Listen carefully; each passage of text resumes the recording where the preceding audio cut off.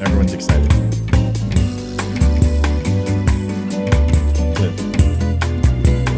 Well, good. If it's giving you a headache, can you take a break from it?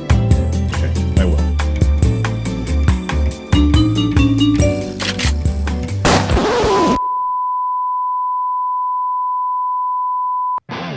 Do you want the truth? Are you tired of being so confused? You feel like you're more fucked up than the lies on the evening news. Well, just step right in. We can talk about it all as friends. And if you want, we can hug and kiss and make up for the party ends. Agree or disagree, start offering me. 'Cause I'm everything you want, damn sure what you need. I won't tell no lies, back up all the facts with truth. And if you can't get down with that, you must be somebody's stuff.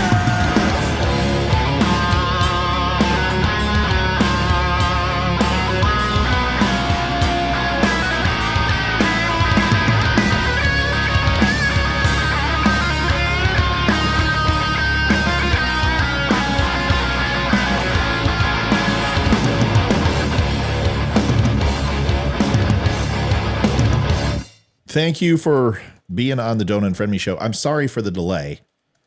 Let's see. We had audio problems yet again, and then we had to have a staff meeting because I pulled a liberal meltdown, so got frustrated, and then decided to go ahead and have a staff meeting so we could all get on the same page. It's funny, we've been doing this together for so long. We've never had a meeting. We never do. We never talk about, you know, our inner feelings and sit down and have a conversation just together and bond. Yeah.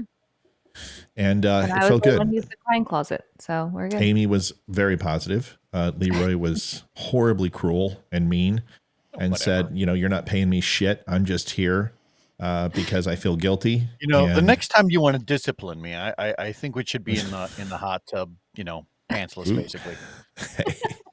Do we have a sound effect for gay hot tub sex? If we don't, we should find one or record the incident. Yes, folks, I have I have new glasses. My others were designer Oakleys, and they were wire frames, and they were eating my nose. And these are lightweight. They're Nike, and they feel fantastic. In fact, I feel more Chinese, which is great. Wait, did the old ones have a nose pad? They did, and they left a mark in my indentation of my skin.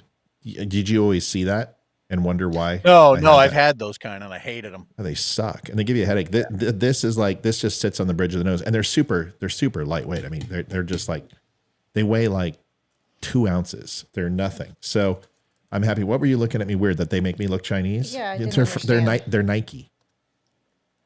Oh. Oh, see, you get it, folks. Welcome to the Don't Unfriend Me show. It's so good to have you here.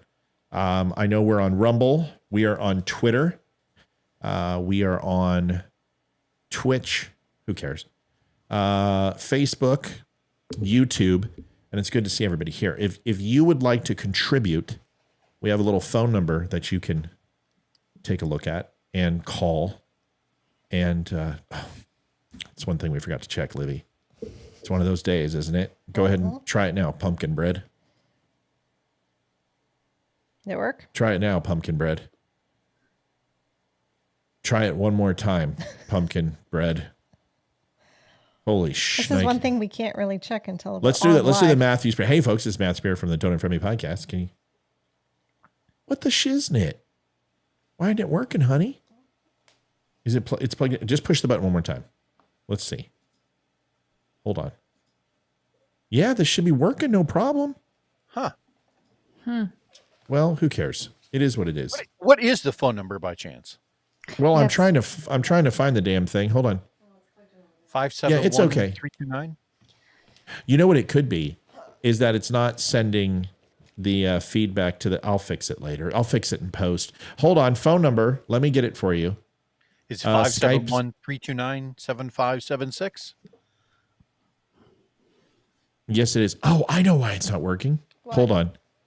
Sorry, we do need to fix this because this is an important part of the show. Shite. Scheiße. Okay. So this is what I need to do. Give me 2 seconds. Bullshit. Stop it. While you're doing that, folks. Yeah, if talk about you're, something, damn it. If you can invite any of your far leftist friends to call in, that'd be great. Again, that Ooh. phone number is 571-329-7576. Tell them we'd like to have a lively debate. We'd like to talk about all things leftist and, see what we get. Correct. Would Hold love on. that. Hold on. What happened to the phone number? Hold on. This is the only thing I got to find is the damn phone number. But I can't, of course, find the phone number because it's one of those days, folks. Aha. I think I found the phone number. Here it is. Add animated overlay. And there it is. Okay. Now you should be able to push the phone number at least in 1 second. And I just need to go back and add all these. Oh, you didn't add them. Yeah, try it. Try it. See if it works. Okay, that didn't work. But you know what? That's okay. Let me just P. Don't P. Aha. Here it is. Okay, now try it. Turn it off, turn it on. Ha! Success. And then, we need the dumb show logo. Then we're done. No, seriously, folks, then we're done. I'm not kidding. But we have to have this too. Because you don't have this, you don't have a show. And that's not a good idea. And then we'll do a show. You've already waited this long, right? And this is You need the logo. That's the piece de resistance, right? Piece de resistance. Petit de corps. Ooh, look at that logo. Oh, sexy. Yeah, that's pretty sexy. All right, so that goes there. And then we trim it. Okay, easy. It's a 1980s reference. Okay, that's done. Now, Liv, Yes. let's get you the dumb logo. D, Bueller. dumb logo. Try it. Nope. Hold on. Got to come off this. And then we're going to start the show. All right. D. Come on. Okay. We're just going to leave the logo on. Folks, the logo's on. All right, here we go. So, Liv, we have comments? You weren't ready to do your job? What do you mean? We have comments? Comments. We just started. We always go to comments and read everybody's comments. I'll do it. Never mind. Anybody on Rumble, Liv? There are 10 people. All right. Well, 9. Is Rumble Great. are Rumble people? Are they saying anything? Uncle Stumpy posted, and What did he say? any dummies out there, and this was when we were figuring things out. Yeah, we're here. Watching Louisiana. Dale says hello. Karen says hello. Michelle Walker. JD is here on my home from a baseball game. Good evening, Rhiannon, Deidre, Lee, Amy, Kristen, Deidre. Again, Ramon is here. Kelly Joe Bullock Leonard says sicko. Who's a sicko? Was this when you were talking about gay hot tub sex there, Leroy? Oh, maybe. Whatever, Kelly. You have 4 names. You have 4 names, Kelly. Come on. I'm sick and you can't pick a name, please. Carrie, hello. Recognize, first of all, do you think a guy who looks like me would really ever be with a guy that looks like Leroy? Please.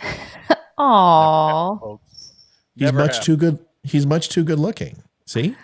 See that works? Donald, that was a lie. That was a good backpedal. Rhonda, hello. Amy, hello. Brenda, hello. Dino, hello. Howdy.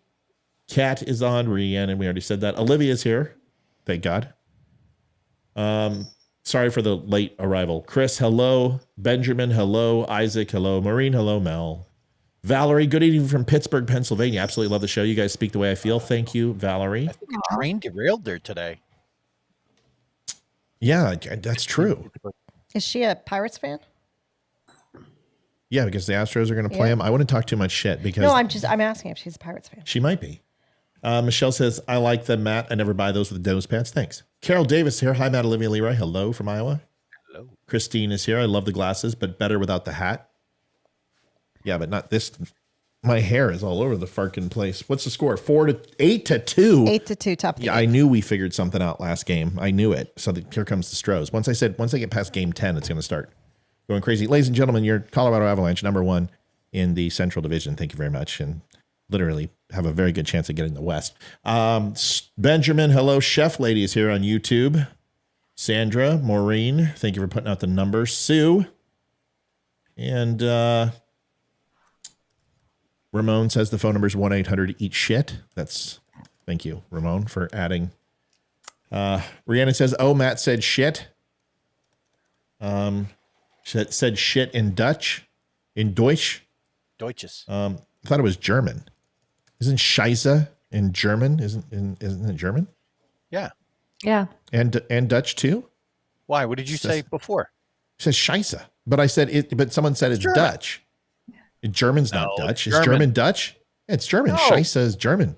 Well, I Yes. know that's what I'm saying, but somebody said it was Dutch. I'm just telling I you. didn't say that. I know. I know you did it. Somebody in the forget it. Well, when you say, like, I know a little bit of German. Isn't it Specken Sie Deutsch when you're saying, do you speak German? Sprachen Sie Deutsch. Yeah. Whatever. I'm not German.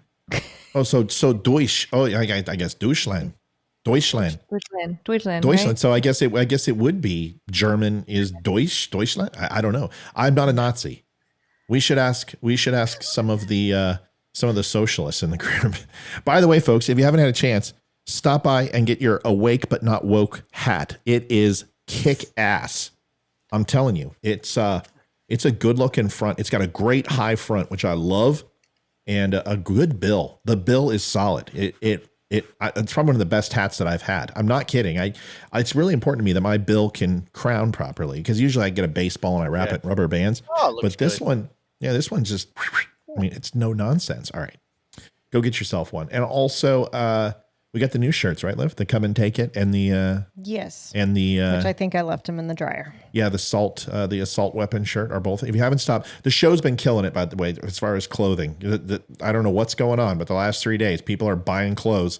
So if you want to, go over to thedumbshow.com and pick up new shirts, new hats, everything. We got mugs over there, whatever you want, hoodies, and save 10% by using code DUMB10, which wasn't working, but it's working now. I need to get some. All right. I want to get the awake, not woke shirt. I just haven't done it. That one looks really strong printed. I want to get that. Okay. All right. Well, we've got Deutsch is German. Okay, there we go. Deutsch. See, Pennsylvania Dutch is Deutsch. It's in foreign language. All right. Well, that's it. Hey, Matt Demeron, what's going on, buddy? All right. Still points in the house. Folks, let's get to it. We've got a show to do, and we've got enough people on. Thank you, everybody, for being patient. It was a very hectic early show that wound up being late. All right. There's a whole bunch in the news, and we can pretty much start wherever we want. It looks like the Tennessee 3, which is not the 1940s band from Tennessee or the 1950s/60s band that played along with Johnny Cash. Of course, the Democrats can cultural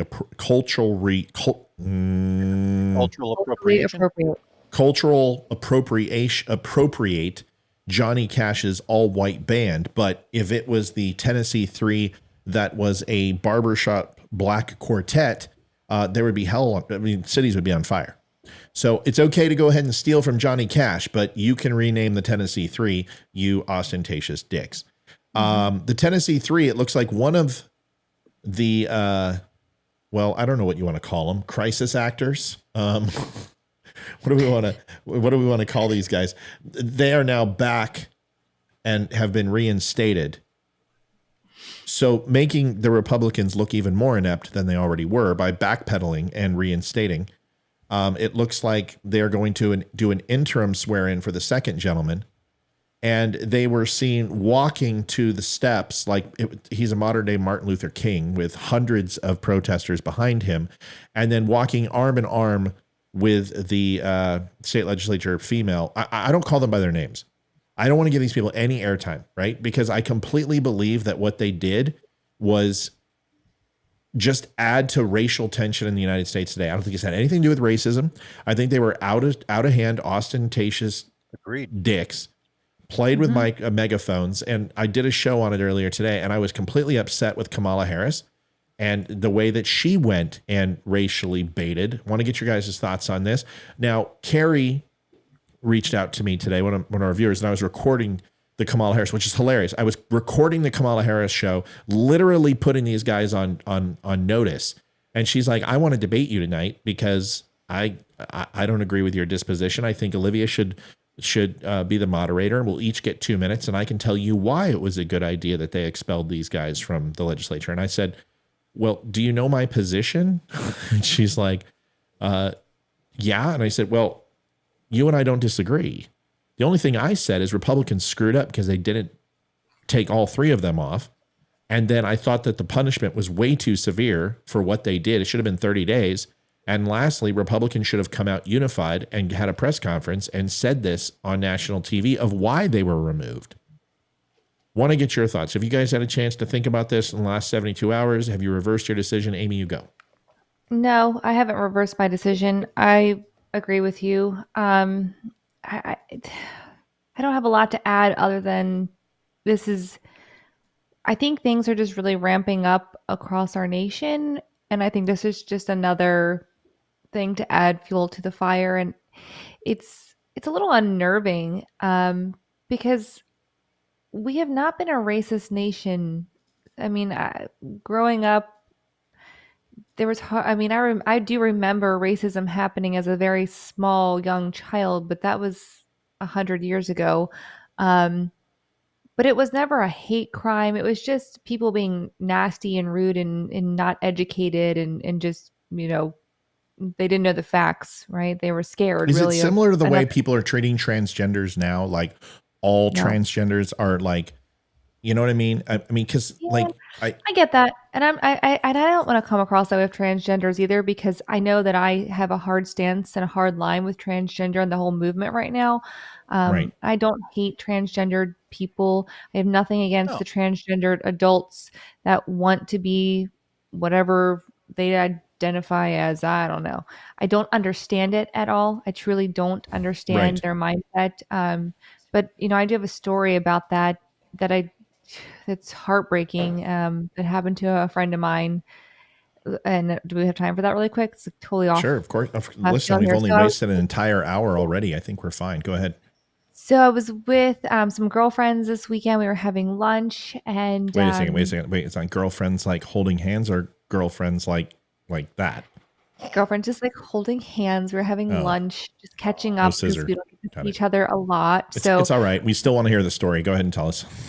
I know, and they're all super hot girls, and Were you guys, was there baby oil involved? And twins? Okay, sorry. Come on. Go ahead. Yeah. So super Fongs. hot girls. We all had a glass of wine, having Adult lunch. night. And then all of a sudden our inhibitions were thrown to the wind. Okay, And go then ahead. the couch cushions just became these pillow fights, and just, Well, we were having a slumber party. Feathers were flying everywhere. I'm blushing. This is outstanding. Can you say that slower? right. This is a sad story. Oh, it's funny. I wish Go I ahead. had asked her for the screenshot, but so she worked alongside someone who was transgendered, and I guess they were, and I hope I'm not getting this wrong. I think it was a man who transitioned into a woman. I'm Yeah, it doesn't- 99% it's sure so that. confusing. It doesn't matter. I know. So, but this person, I don't know their name, and I wouldn't say it anyway. But they ended up, they were having they've had problems their entire adult life, and then they transitioned, and the problems didn't go away. But this person ended up taking their life, and they posted Oh, it my publicly that they were going to do this on social media, or not on social media. I guess it was within like a work message board or something of that nature. And then people obviously reacted right away, but they were still too late. This person did pass away. So it was just really heartbreaking because, my friend who has the same position that I have, she does not, she loves the people that she knows that are transgender. This person wasn't a super close friend of hers necessarily, but she didn't disrespect them. And she had an acquaintanceship with them at least. I don't know how close they were or not, but no hard feelings, no bad blood with them. But it was sad for her to learn this. And it was kind of like, well, we need to have this honest conversation. I know we can't talk about it because of YouTube, but these adults. Oh, no, we can't. I don't care if I get banned from YouTube anymore. It's Okay, 400 and something people. I hope they ban me. Fuck them. Pardon my French. And I'm not saying that trans people have or I'm not saying trans is a mental health problem, but I think No. the majority from what's been reported on the news and what's Certainly in the a higher media, likelihood, right? most trans people have some underlying mental health, or there's some other issue going on there too, right? And this person was. I'll say it. I'll say it. Go ahead. I think most assuredly that it's a mental health issue. And I've always said that. Yeah. But it doesn't mean that it's also not the only thing that matters with it, right?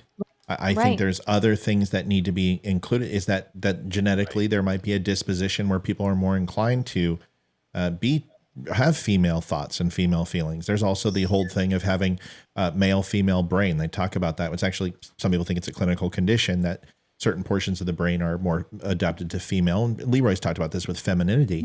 I think it's never a singular issue. It's a multifaceted, complex issue, just like abortion, just like guns, just like everything we talk about. There's multiple sides. So I just, it also with homosexuality, people are like, oh, it's just, you're born this way. I completely disagree with you. I think if that's true, then we wouldn't have 50-year-olds who are all of a sudden deciding to be gay, or 50-year-olds who are stopping being gay and becoming heterosexual.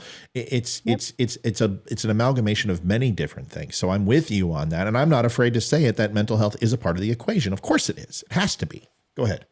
Yeah, that was really it. But so yes, I do see similarities with, I don't think it's exact parallel between the transgender movement and the race war happening in our country. I don't call it a race war, but No, the it's a race race war. Let's get to it. It's a race war. It really is. Yeah.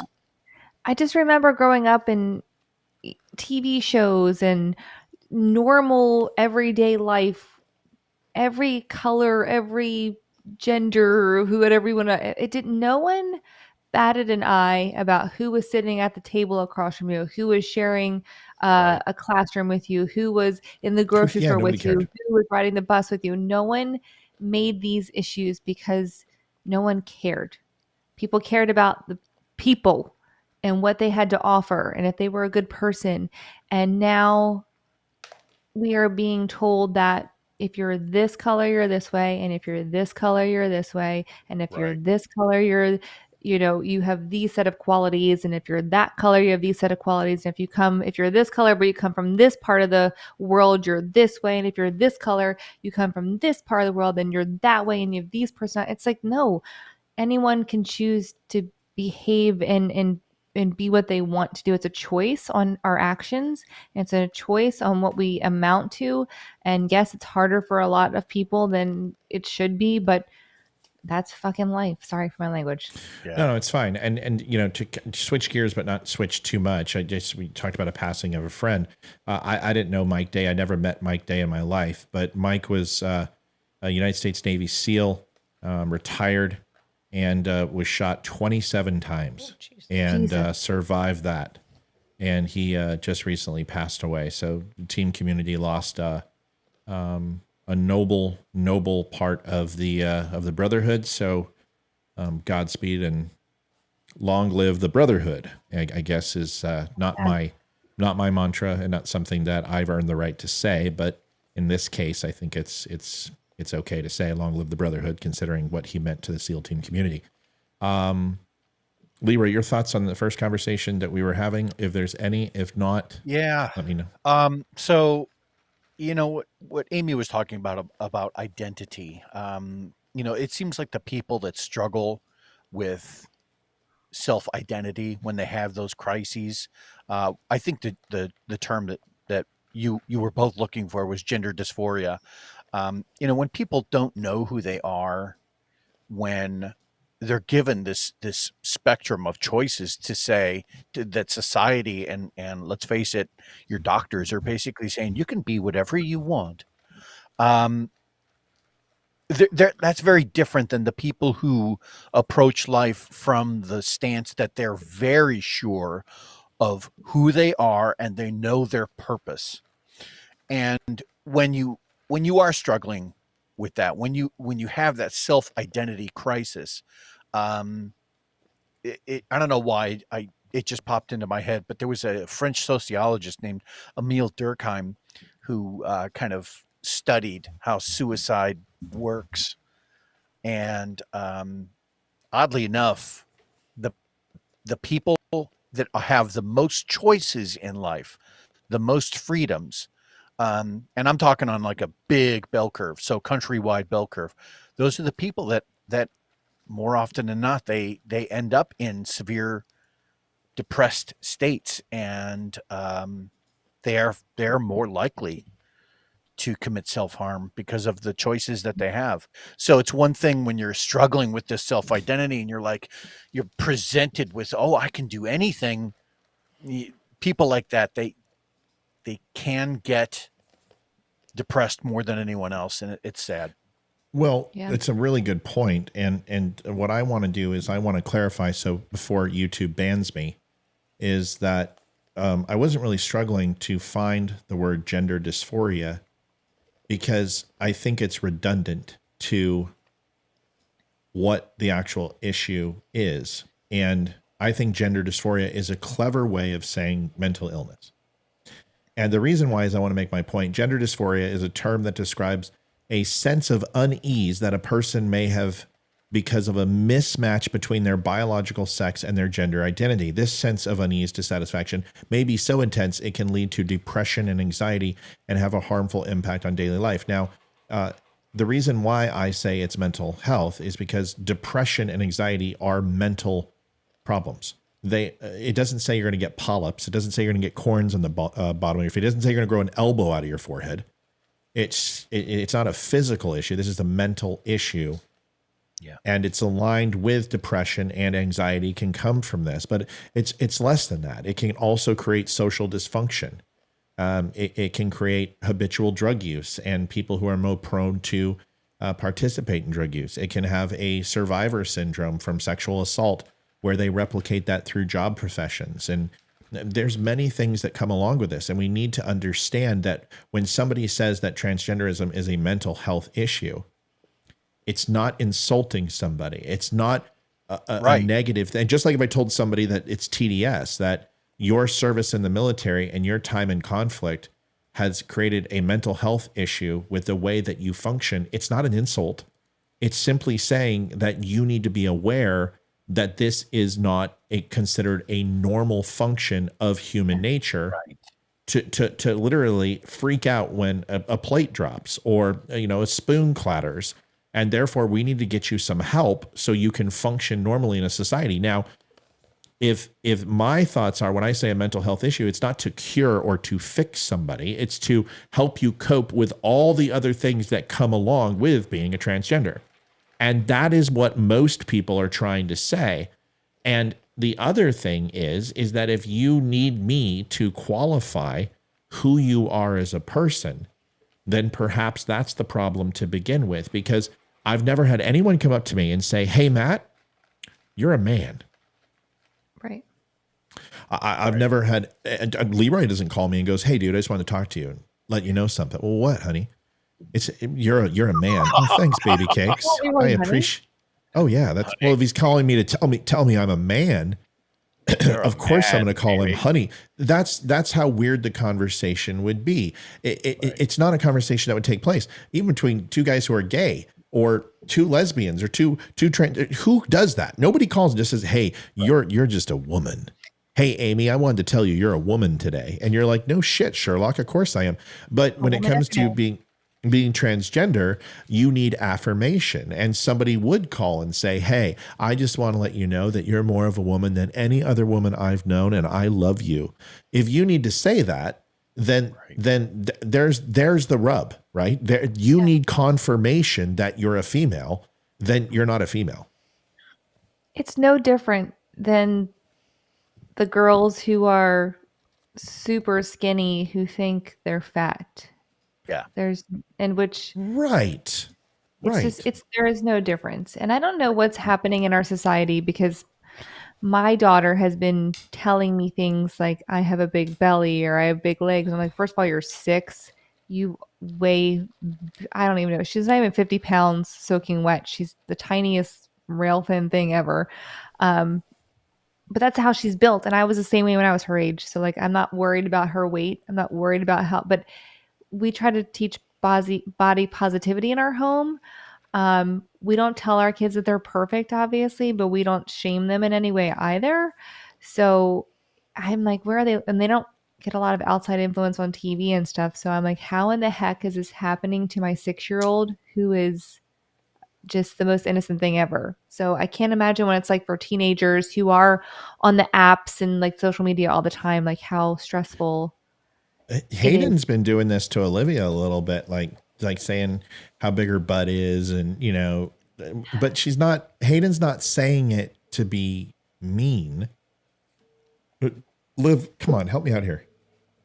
She's being a teenager, being a smartass. Right. Pretty much what it is. So, but how come that's different than when I say it? If I say, hey, Liv, your butt's big, you. I know this is my kid talking about herself, not about me. She's like telling me Oh. that she has a big belly and she has big legs, and I'm like, whoa. Oh, that's just society. That's Yeah. just. That's But, scary. but go ahead, Leroy. No, that's just there's too much. Too many singers out there, too many performers who climb up on a stage with basically nothing on, which basically gives people this false sense of this is what a woman should look like, or this is what a man does. And it's not dissimilar from like people who get hooked on porn, right? Next thing you know, if they watch 100 porn movies, then they think that that's like sex all the time. And no, it's not. It can be. That's a performance. Right, Liv? It can be. My point is that when somebody watches something through a screen and they get this idea of what something is supposed to be like, it's a distortion. Right. Yes. Yeah, you're absolutely right. And but also their self-identity is that people, when they go through hormonal changes, most people do put on a little bit of weight. This happens in boys. It happens in girls. Everybody really does most people put on weight. Some people get opposite and they're like hypertension and they get super skinny. I put on a ton of weight, and I recognized my size was uncomfortable to me. I know my jeans didn't fit anymore. I felt more lethargic, and I became a couch potato, and I was kind of ashamed of who I was when I was 13.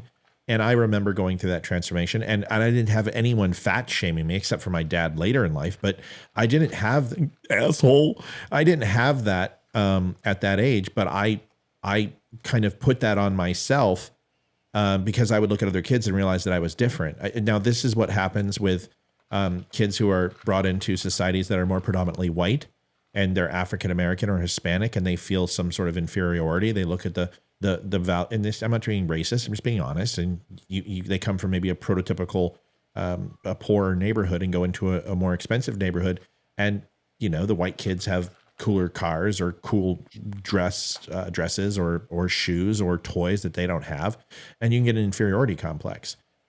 These things happen. And, and just like if you were in a sport and you're playing against other kids and some kids are better than you get an inferiority complex. So I think it's natural, and I think it's part of psychology, and kids grow up with strong support from parents reinforcing that their body type this is what I tell Hayden and Ethan, as long as you feel good and you're happy with who you are, then I don't care what you look like. That the moment that you don't feel good and you don't like who you are, then it's a problem and it needs to be fixed. So that's kind of my take on it. I want to show a video, and I'm going to switch gears. Liv, did you have anything? I know you're stuffing your face with peanuts. Did you have anything? And chocolate chips. And chocolate chips. She's over here just fucking munching on trail mix. Sorry, I didn't eat much dinner, and it was a long time ago. I love it. There's a video by Ben Shapiro, and I apologize for the quality of this, but yeah. You asked me if I had anything to say, and then you went to the video. Oh, I'm sorry. Did you have anything to say? Well, I mean. Anyway, so the whole thing no, go ahead. By the way, folks, if you want to call in. The phone line's working, and it's finally. We finally got it set. So if you want to, we would love to have you call into the show. Go ahead, Libby. Well, the first topic we were talking about, transgender. I have a cousin whose biological daughter is now transitioning to be a male, and when I knew. I'm going to just call her little girl, because when I knew her, she was 5, and she was all pink and bows and wearing, girly stuff, but also playing in the dirt. And I didn't realize she was transitioning till a couple of years ago. And I think she's 23 now, but didn't come out with it until he was 18. So, I mean, I have nothing against transgender people. Honestly, I would love to get to know him. As an adult, but we live across the country from each other, so I don't get to. Haven't really had a chance to get to know him, but I think that's fair, but I want to clarify something real quick, and I hear this all the time. It's like, I don't have a problem with black people. I have black friends. I once knew a black person. I once walked by a black person in the mall. Listen, I didn't even change my side of the street. Right, exactly. Or I'm not saying that he's Jewish rich, and I have Jewish friends, and my grandma was Jewish, and I get people all the time call me a Nazi. I'm like, well, my grandmother fled Nazi Germany, so I do it too. Everyone, you want to qualify. Here's this: I do have a problem with transgender people. I have a problem that women think they're men and men think they're fucking women. You're not. I've got a problem, and I fervently have a problem with that. Everything else, I don't care. I'll call you whatever you want. I'll recognize you as a woman if you want to. I'll show you the respect. You need help. I got your back. You need protection. I'm here for you. You want to walk the street together and fucking protest? I will stand side by side your right to protest if there's a law that's subjugating you to some sort of different treatment that I receive. But I have a problem with transgender people saying that they're men or women when they're not, and playing in sports and using the bathroom. I have a problem with it. And I'm done trying to apologize it away and put a pre-qualifier on it so I look more human. Fuck that. I got a problem with it. And most people honestly do. And they say they don't, but they do. Because we've been programmed that if you say that at work, you'll get fired. Well, I don't have a corporate job, so I don't give a fuck. I'm going to be honest. And I honestly have a problem. Now, do I have a problem with somebody wearing a dress? No, I don't give a shit. Do I have some problem going drag show? No, I don't care. I don't care what you do. Just don't sit here and expect me to agree with you and pretend that science isn't real. And that's all I'm telling. That's all I'm saying. Right. Go ahead, That's the difference, right? That's the difference between preferential, someone with a preference that you're like, I don't care what you do, versus, calling myself I identify as a cat. No, you're not. And science has just not caught up to the point where they can replace all of your XY chromosomes with XX or vice versa. Right. And no matter what you do, you'll never get rid of that. And until they get to a point where they can give Matt or myself a working cervix, then there's no argument there. You know what I mean? Even if they can, you're still not a woman. I'm sorry. But you're not going to have eggs in an ovary. It's not about that. It's not about eggs and ovaries. It's that if you were born a man and you went through the genetic overall process of growing up, going through puberty, going through the mental phases of being a man, then your neurons have been set and pathed in a certain way. And you get to a certain age where, I hate to say it, what you're doing is acting. Dylan Mulvaney is not a girl. Dylan Mulvaney pretends to be a girl and is acting to be a woman. Dylan Mulvaney has 5 o'clock shadow. Dylan Mulvaney is not taking any type of medication that I can tell to limit his hormone and his overall he's got boobs now. You didn't see the video? No, there's no boobs. Oh. No, there's not. No, there's no. He said he had boobs in a video. I mean, they're small, tiny little boobs, but he was taking something, and now he's completely off. I just saw a picture, and I was rubbing one out, and I went to go look up Dylan Mulvaney. I just like video with his little gay. No, he's going to be on Sports Illustrated. He's going to be on Sports Illustrated's cover of this. I guarantee you right now. By the way, listen. To be honest with you, I don't care about Dylan Mulvaney's boobs. I don't care. But what I'm saying is that no matter how much hormone you take, it doesn't make you a woman, no matter what. Right. And even if you grow a uterus and everything else, then that would be a scientific anomaly. Just like people say, well, what about these, not the people who are hermaphrodites are born with some, that's a scientific anomaly. No, it just because it's just like when they say, hey, well, women can't have kids. That's what makes a woman. Wait a second. That's not true. The point is that just because it's like saying that somebody doesn't have a leg, so therefore humans aren't bipedal creatures. Just because someone lost their leg in a war, or they were born with a birth defect, or lost it in a car accident, doesn't mean that every single human doesn't have 2 legs. Every single human has 2 legs. That is the standard. Every person who is identified as a woman can reproduce. We understand that. And just because she chooses not to have children or doesn't just make her because she less of a can't. woman. Right. It's a scientific anomaly. It's like saying, okay, well, my girlfriend whose mother is in a wheelchair and she's got cystic fibrosis, got pregnant by her father, who then raped her, and her baby is now going to be a lesbian Muslim Amish person. Yeah, it's like, thank you for giving me the worst possible situation, but that's not the normal. And I'm not going to address it. I'm not going to wax hypotheticals with you in order to go ahead and substantiate your delusion. It's not the way it's going to be. Right. Mel, call the phone number. There was a Go time ahead. and a place where we would say that someone with XX chromosomes, that was a woman, and if you had XY chromosomes, that was a man. Those arguments were irrefutable. That's right. There was nothing ambiguous about that at all. That's correct. And so I don't know how we got to the point where if I have an Right. XX, I can be a boy. No, you No. can't. Well, and Yeah. that's the thing. And then somebody says, well, sometimes people who have, a certain amount of chromosomes versus not are genetically dispositioned to be homosexual. That's not true. That's not scientifically proven.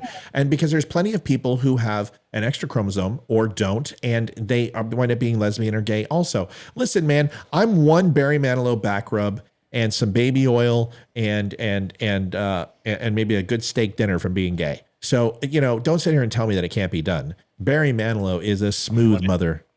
Do you want my T-bone? It's like porterhouse. Where's all the women? And I know there are women who transition to men. I know they exist as well, but there's no women who have come out as wanting to pretend to be a man that are getting razor deals and I don't know. Well, that's what a good men point. call Can it. you imagine? Can you imagine? Right. Because it's reverse sexism, right? That's what I mean. Like, this We is- know it's reverse sex because men are considered this is what makes it such bullshit, Ames, is that men are they're better at being sexist. women. That's right. That's right. And women can't be men because you're not better than men. This is just reverse. It's that they say they don't want the patriarch and the matriarchal system, but that's exactly what this is in reverse. It's dyslexic. Yeah. It's dyslexic feminism. I mean, that's the only way I can describe it. Is you're saying that men who become women need to be accepted, but women who become men don't need to be. It's crazy. Olivia made a prediction on a show the other night, and this came true. Listen to this bullshit. Well, I want to say is also that I believe that anyone can do whatever they want in their own life. You can love who you want. You can be who you want. You can have whatever job you want, blah, blah, blah. Just don't push it on me and push your beliefs on me. Just like if you're Jehovah's Witness, don't come to my door. I don't want to hear it. Come to my door. Yeah, come to my door and you will regret it. But, if somebody wants to be transgender, great. Just don't push it on me. Don't push your beliefs and expect me to agree with it. Don't have your son, AKA daughter, compete against my daughter in sports. You I don't said care. something. Be happy. You said something about that Dylan Mulvaney's next spokesperson. Yes. What was it? I said Tampax. And And I actually did some research on this. She recorded it recorded something on YouTube like 6 months ago, and it got backlash. And Dylan just came out with a statement, and I read this because I was pissed after seeing the commercial. I was like, I was going to go off tonight. So I am going to do some research.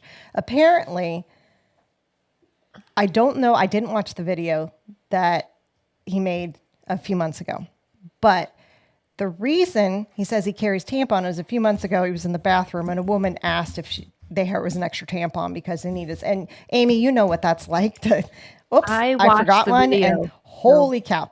And Yep. he says he carries them now just in case, and I carry them in my purse just in case. That's nice. But I didn't I watch the carry them commercial. in my drawer just in case a really weak ass liberal ever comes on here and decides to melt down. I've got my Tampax and I've got my Midol right But- here. Look at this. It's Pamprin right there. Pamprin. It's Pamprin. No, it's not. It's an empty bottle to help you with your cramps, just in case you need it. It's here for you. I'm a sensitive guy too. But Tampax has denied it, and so has he. That he's not a spokesperson. They're not associated in any way, shape, or form. So Yeah. there you go. But I yeah, know, I was pissed when I saw it. I saw that video, the hell is and he I gonna saw say? the video he put out after he got all the backlash too, because women were saying, "Get the F out of our bathrooms. We don't want tampons for you." There's Right. also either free tampons in most bathrooms or it's 25 cents. It might be more now. I don't know because inflation, who knows? Say But something. you Say can something. get a tampon if you're a woman. And we've all been there where there's no other option and we figure it out. We can MacGyver that shit, okay? Because we're women, we got to figure it out, okay? So but yes, first of all, we don't want men in our bathroom. I sure as hell don't want a man handing me a tampon unless it's my husband and I'm like, hey, can you hold this extra tampon for me in your That shit's pocket just in emasculating. case? You women need to stop that shit. You need to leave us I've alone. never We don't want to done get you a tampon. Get a toilet paper roll and do something with that. Leave We us can alone. We MacGyver don't it. want to touch that We shit. don't. We got it, Matt. We got it. Yeah, We got it. like, okay, I'm just Got it. saying, like, we don't make you touch our suppositories, so you don't have to touch we don't want to touch your Tampax, okay? No. All right, so But here's the video. yeah, Oh, go ahead. He backlashed though and said, "I'm sorry," but he came back and said after the fact that he was so appalled that women were angry that he was carrying tampons. It's not about you can carry tampons if you want. That's your choice. Get the Yeah, fuck out of my bathroom and don't right. offer me shit. Listen, Sorry for the I white think people. I can't imagine, we're doing the beast with two backs, and I'm like, God, I wish we had a condom. All of a sudden, hi guys, I'm here. I've got a condom for you, Matt. Here you go. What the fuck are you doing in my room? Yeah. Dylan Mulvaney, he's everywhere. Something. Listen, I don't have any problem with Dylan Mulvaney. I don't care. Like I said, make money. This is capitalism. Great, good for you. The problem that I have is just, can we stop trivializing real women? But that's what and he letting- does. That's the problem. Well, that is the problem. That's my point. Stop trivializing real women. like All right, him. we need. Okay, Mel, call the phone number again. It's working. I saw your phone call. I didn't hear it because I had it muted. I have it up now. So call. All right. So here's the deal. This video is of Ben Shapiro, and I want you to listen to it because does everyone know what's going on with Chief Justice? Justice Clarence Thomas. Yeah. Okay. So Clarence Thomas has been hated by the left and just for 32 years they've been going after this guy. Did a video on it. It was pretty decent. They only hate him and- because he's black. Well, that's pretty true. Harlan Crow is essentially, they're trying to make him the George Soros of the Republican Party. First of all, the Koch brothers are the George Soros of the Republican Party. Excuse me, Koch brother, because one of them kicked off. Koch brother. And Harlan Crow is also a multi-billionaire who obviously has never had any cases go before the Supreme Court, and nothing that Clarence Thomas has ever went ahead and reviewed in any way, shape, or form, or made a decision on. The second thing is that Clarence Thomas didn't break any rules. They just changed the law 30 days ago. The justices sat together and rewrote the laws so travel and everything else was actually included in this. And this came up. The justices went ahead and handled it themselves. This was taken care of. No justice came out. No one had a problem. But of course, you've got a situation in the Tennessee 3, and they're like, well, let's see. Was there any other racism we can get the Republicans on? No. Well, let's go back to that old whipping boy, Clarence Thomas, because we've been doing this for 32 years against him, and we'll go ahead and set it up against him as well. Right. Listen, okay. Ruth Bader Ginsburg made $50,000 in the lecture circuit. Okay. She retired at one point. Excuse me.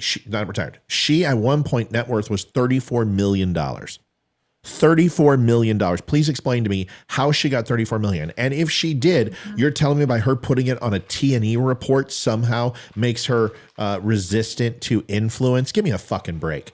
These guys in politics are all lavished and they're weighted down. This is not a big deal. Yes, he got a trip. Yes, it was $500,000. Who gives a shit? He didn't get a pearl frickin' box of cigars. He didn't get a Martinelli shotgun. He didn't get or a Benelli shotgun. He didn't get a Ferrari. They gave him a fucking plane trip and on vacation, and he did bring it up. It was discussed. This is stupid. Now, hold on before we go.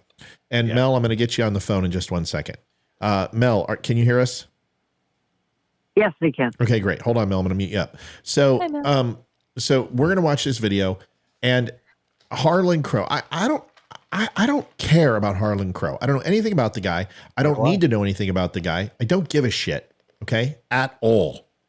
But they are obviously saying that this guy, because he collects antiquities, all sorts of antiquities, okay, a lot of different things. He's got a collection of guns. He's got a collection of vehicles. He's a billionaire. The guy doesn't know what to do with his damn money. And he has a book signed by Adolf Hitler.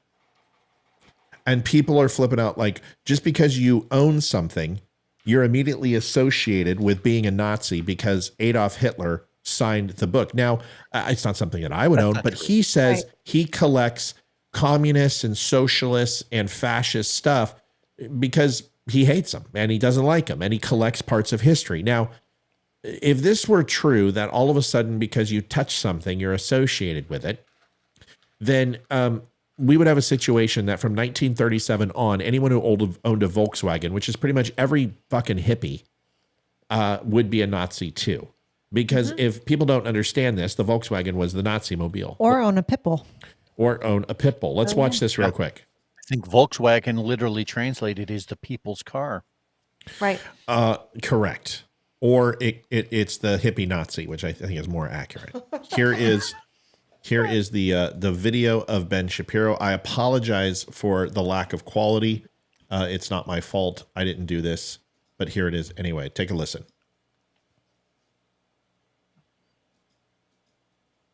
Take a listen. Okay, maybe don't take a listen because it's one of those nights. You can just tell. That's okay. No, it's not. Hold on. Okay, let me get the sound on. All right. While you're trying to do that, I want to make It's already one on. quick point. Oh, okay. Okay, make a point. No, make a Well- point. Go. All right. Well, what I was going to say was that, the Supreme Court has or had no Washingtonian. no formal code of ethics. And so even if somebody thought that Clarence Thomas was doing something, not on the up and up, who the hell would he have reported it to? There was no channel for him to report it. So just because he had this stuff or went on this trip doesn't mean that he was doing anything wrong. There was literally no one to tell. Listen, the only thing that he is guilty of is not being a Democrat. Exactly. That's it. Can we stop pretending? He's a black man who doesn't understand that he is a racist because he's not a part of the Democratic Party, which is insane. Mel, I've got you. Let's listen to this video and I'm going to bring you in. Actual thing they're going for. According to the Washingtonian, when Republican megadonor Harlan Crow isn't lavishing Justice Thomas with free trips on his private plane and yacht, he lives a quiet life in Dallas among his historical collections. These collections include Hitler artifacts, 2 of his paintings of European cityscapes, a signed copy of Mein Kampf, assorted Nazi memorabilia, plus a garden full of statues of the 20th century's worst despots. He said that he's filled his property with these mementos because he hates communism and fascism. Well, I mean, that seems like a reason why you might own this stuff is to remember the things that you hate. That's it. But apparently this makes him a Nazi and a communist. So let's make sure that we understand what we're talking about here, just real quick, just so we're all on the same page. Harlan Crow is a Nazi because he has Mein Kampf autographed by Hitler and a couple of Hitler paintings, which, real quick, if you have not watched Justified, you need to watch this. There's a great episode where there's a Jewish lawyer / art collector, and he buys Hitler's paintings. And they're like, everyone thinks he's despicable in the Marshal office. Nobody likes him, and they just think he's a pig. And, he takes the beating. Well, at the end of the episode, Raylan Givens goes in with him, and they're talking, and they're having a conversation. And he's like, "You don't like me very much, do you?" And he's like, "I can't say that I do. I'm not a big fan of Nazis." And he's like, "Well, let me show you something. My father was a Nazi. My father was this." And this man was Jewish. And he takes them into a back room, and he has like 50 jars in there, and they're full of ash. And he's like, "These jars, each one of them represent one of Hitler's paintings that I buy, and I subsequently light on fire and burn. And for the rest of my life, I will find every single one of them until they're all destroyed." And it reminds me of that because we assume things, right? And, everyone assumed that this guy's a Nazi. He's actually a Jew, and he is trying to or he's not a Jew. He's a German too. And he was ashamed of his father being a Nazi. And this is his penance, is to destroy everything Hitler that he possibly could. My point is we don't know what this is, but even if so, this guy's a Nazi because he has Mein Kampf and he has a couple of paintings. Well, he's the worst Nazi ever because he has a Jew defending him in Ben Shapiro. And the person he's giving him millions upon millions of dollars to in travel trips is Clarence Thomas, who, if you have not checked lately, is black, who weren't very popular with the Nazis. Yeah, he's black. Right. Mel, we got you in on the show. Go ahead and give us what you want to talk about. I had you muted. I'm sorry. Go ahead, Mel. No, and that's totally fine. Can you guys hear Mel? Yeah. Okay. I can hear you. Go ahead, Can Mel. you hear me? Yep. Yes. Okay. So didn't Glenn Beck just buy a whole bunch of stuff that a whole lot of weird people thought, why did Glenn Beck get all of this stuff that he shouldn't have? Because he's... What did Glenn Beck buy? Like dildos? He bought all kinds of paperwork from a whole bunch of different organizations that went up for auction, that he won the auction, and they're like, how did Glenn Beck win the auction? So he's got all these Nazi paperwork and all this other whatever. Yeah. I'm not sure I understand. I'm not sure I understand the reference. Can you hear me? He went and bought a whole bunch of shit, and he got into a whole bunch of crap not long ago about getting all kinds of stuff that people didn't want him to have. Okay, so let's talk about it real quick. So Glenn Beck, Beck bought for $600,000 the landmark abortion case. Linda Coffey, right? The United States District Court, Northern District actual booking case sheet. He spent $600,000 on it. So therefore, what? Who cares? Who cares? That's my point. The thing is, inconsequential. Glenn is not trying to. I know, but he's not trying to bury things that the left wants everything to be buried, and they keep trying to hide shit. And going back to the Tampax commercial and the other conversation, which is when I was originally going to call in about Dylan Mulvaney and all this transgender shit. I don't know if you did watch that little video clip that I did send to your page or whatever. I thought it was really interesting just because it was so long ago, and that short-haired lady who is not a fan of basically females or blah, whatever, and she nailed it. Like, it was, she got it. Well, she's not that she wasn't a fan. It's that she's an LGBTQ mother, if I'm not mistaken, who disagrees with. Yeah, I watched it. Mel, you're one of the people that you send me something, I watch it. Here's what it comes down to is that I think I said it in one of my videos today, which we can peruse through quickly because I think it makes some good points, is that just because we're served up nothing on a plate doesn't mean that people aren't hungry. And I use I use that example with the Hunter Biden story, it being suppressed, is just because the media gave us a plate with nothing on it, it doesn't mean we all didn't want a hamburger. And we wanted to know what it was, what was the meat, what happened, and whether it was true or not. The same thing holds true for if you go ahead and tell people that they're going to be castigated out of society, that they're going to lose their corporate jobs, that they're going to get canceled if they speak out against a certain vernacular, a certain narrative. Of course, people are going to be quiet. Just like in 2016, the shadow vote for Trump was humongous because people didn't want to out themselves as Trump supporters, afraid of the retaliation. So I bet you right now there are more women out there than we think that are like, this shit is stupid. And as they were motivated in 2022 to vote, I'm telling you, if we keep doing this shit where we put Mulvaney or Rachel Levin on fucking the woman of the year and they are guys, women are going to retaliate on the polls. They don't like that shit. And they don't like abortion being overturned, but they certainly don't like being told that feminism is going to go back to 1920 if they continue down this path. Go ahead.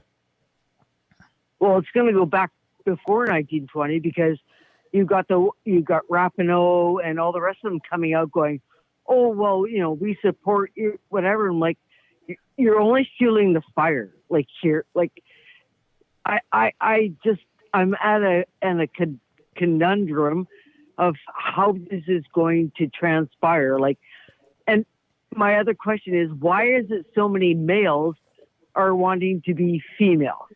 Other than because there's this big thing about the females getting into the men's sports, because that's been a cricket. There is none of that out there. It's all the men going into female sports. So where is this disparity in all of this? Yeah, Go true, but why? Why is it just one over the wall going? All these guys want to be girls now, and that because is they're untalented. Because they're untalented hacks that can't make it in a men's world. Right. That's because it's easy. Listen, Dylan Mulvaney. Listen to me. Dylan Mulvaney's an actor. Dylan Mulvaney was on Price is Right. Dylan Mulvaney was on like the fucking Tonight Show. Dylan Mulvaney Broadway too. Yeah, did Broadway. Yeah. Dylan Mulvaney has been out in the public center and he's never made it as a man. So the only thing that he's getting all this attention from is pretending to be a woman. This is ridiculous. Dylan Mulvaney is not a fucking guy, or he's not a woman. Period. Plain and simple. And that's where the travesty is. All these wannabe guys, or these guys who want to be and to get some acclamation or whatever in the world, are now trying to be women, which, as the swimmer had to suffer with being beat down by a guy dressed in a dress, and he was pounding on her, and then the university says, "Oh no, it didn't happen." And I'm like, bullshit. I reached out to her. I reached out to her. It's time. Yep. It's time for the girls to finally, like all of us out here, like mums, dads, Close grandmas, Facebook. the whole 9 yards, tell your girls that this is wrong. Like, we've already gone through all of this a long time ago. We won the war. Well, we thought we did, but we're obviously losing again. So now all these guys are wanting to be girls. Mel, you just need other... to move on. You need to stop burning your bras and burn your jockstrap. Okay, so let's just suck it up. All right, now listen. I need to shift gears. Okay, so now that we've done that, and I got to keep the show moving forward. Mel, I love you and I appreciate you. Thanks for calling, and we'll talk to you soon, buddy. You're the best. I agree with you, Mel. All right, Mel. Listen, and Mel always adds great perspective from up north. They can't win a Stanley Cup, but they sure do have good ideas. 571-329-7576. Call into the show if you want to talk. Here's another video that I want to show you. And this guy, dude, this guy's in my crosshairs, and he's been in my crosshairs for a while. This is Joe Walsh. No, not the guitar player for the Eagles. Right. That is not him. Dog shit on the lawn, dog poo on the lawn. No, this is not him. This is Joe Walsh, and Joe Walsh was a congressman for like 2 minutes. And he was so bad at his job that he would probably tell you, "Oh, well, I resigned so I could become a hair model for men." But no, he essentially is, in my opinion, he is a full liberal who pretends he's a conservative. I believe he's being paid by the DNC. I can't prove it. But pretty much he's like the Krasensteins, and whatever he says is just completely antithetical to what conservative believes. He says, "I don't like Donald Trump. I hate Donald Trump, so therefore I'm going to leave the conservative party." Anybody that changes parties in the middle of a midlife crisis, I don't trust you. Nobody dumps their entire fucking value system. Nobody. If you're a Democrat who jumped to Republican, just like Tulsi Gabbard, I don't trust you. I don't trust that guy you listen to from the Young Turks. Dave, what was his name? Corbin? I don't fucking trust Rubin. I don't trust Mark Rubin either. I don't trust him. If you literally just drop all your beliefs in the middle of your life, what does that say about you, right? At least Tulsi Gabbard is pretending to be an independent. She's not, but at least she's pretending. So this guy, I want you to listen, because this is the single-handedly the worst debate comments I've ever heard on abortion. And I'm going to point out each one specifically, and then I want your comments. Let's listen to this jerk off. Up until 20 weeks, up until 22 weeks, up until 24 weeks, up until 26 weeks, up until that certain point of viability, a woman. Dave Rubin, and he's damn good. No, Dave Rubin's not damn good. I'm sorry. I've listened to Dave Rubin. I like Dave Rubin, but I don't think he's damn good. Some of the things he says, I on the left, okay, how can anyone who you despised on the left, who made no sense, all of a sudden is smart? Why? Because he's saying what you want to hear. That doesn't make him smart. He was an idiot on the left, a complete moron. And every time on the Young Turks, I'm like, he makes Cenk Uygur actually look like a smart man. Now he's a Republican and all of a sudden he's just a born again genius. Come on, folks. I think part of that came from when he got beat up badly when he had Larry Elder on his show. I remember And Larry Elder just destroyed him. Yeah. I think that was part of it. But wait a second. Hold on a second. You just completely agreed with me. He looked like a moron on the left. A complete moron. He couldn't put two sentences together. And all he did was circular arguments, right? It'd be like, explain what a woman is. And well, a woman is a person who identifies as a woman. What the fuck does that mean? That doesn't make, that's what Dave Rubin does. Now he's on the right and all of a sudden he's the smartest guy. I don't know, man. He's not go ahead. as Tell me far I'm right wrong. as you would think. No, I'm not saying that you're wrong. I mean, you can believe what you want to believe. What I'm saying is I don't think he's that far right. And there's still quite a few Democrat kind of value systems that he brings into the, that he brings to his show and that he will still advocate for. Things like maybe I need to listen to him again. Has this changed over the last 12 Before months? we listen to him, I would like to tell Barbara Engro to please call on the show. She won't call on the show. She's a loser. She's a loser. She won't call. She won't call. She's a fucking loser. A loser. She's not going to call. I've already tried. No. Wait a second. She's a fucking troll. Yeah. She's a troll. Obviously. And she has been rude to listeners. And I finally said, fuck it. And I banned her. So she's had her chance. She's a complete fucking loser. No, I will say that. Yep. I feel comfortable saying that. So Barbara, if you have somehow decided to grow a backbone and have a spine, pick up the phone and call and have a conversation. Because Amy's like, I didn't know she was blocked. Well, she was blocked off Facebook because she kept trolling members and she was called everyone maggots. Yeah, she's using Third Reich language by calling people maggots. No, fuck her. Yeah. So like, I'm looking at her picture right now and I want to punch my computer. Babs, right? She's not the Babs lady. Is she the Babs lady? Yes, that's Babs. She created another account. Oh, okay. She's a troll. It's Barbara Engro. But she's right here, and she's in a Santa Claus hat. Says, guess what? Trump switched from Democrat to Republican during a midlife crisis. I see you continue to spread your fascist MAGA lies. Actually, Donald Trump said more things conservative and Republican. He donated because he was living in New York, you stupid twat. Yeah. And to be perfectly honest, Barbara, I don't use that word, but you're a twat. There's been you're complete fucking twat. That will fall right in line with Donald Trump, and this isn't one of them. We have criticized him pretty damn harshly. Yep, all the time. When he does screw up. So it's not like we're taking, Donald Trump and then saying, "Oh, we'll follow you to the." No. We're looking at the Republican value system, not the person. I can't see. Listen, Barbara, you make points that are somewhat valid, but you're such a fucking petulant child that you have to call people Nazis and maggots and fascists at the end of it when you make valid points. Yeah. You're a see you next Tuesday with a capital C. Mm-hmm. That's who you are. You're lonely, you're pathetic, and you fucking have to create another account because I am in your head and I have gaslit you so fucking much you can't even breathe. You constantly come back and just prove my points at how immature and petulant you are. And instead of coming on the show and facing me, you're like most cowards. You snipe from afar, you insult people, you call them names, and you're a fucking cunt. That's it.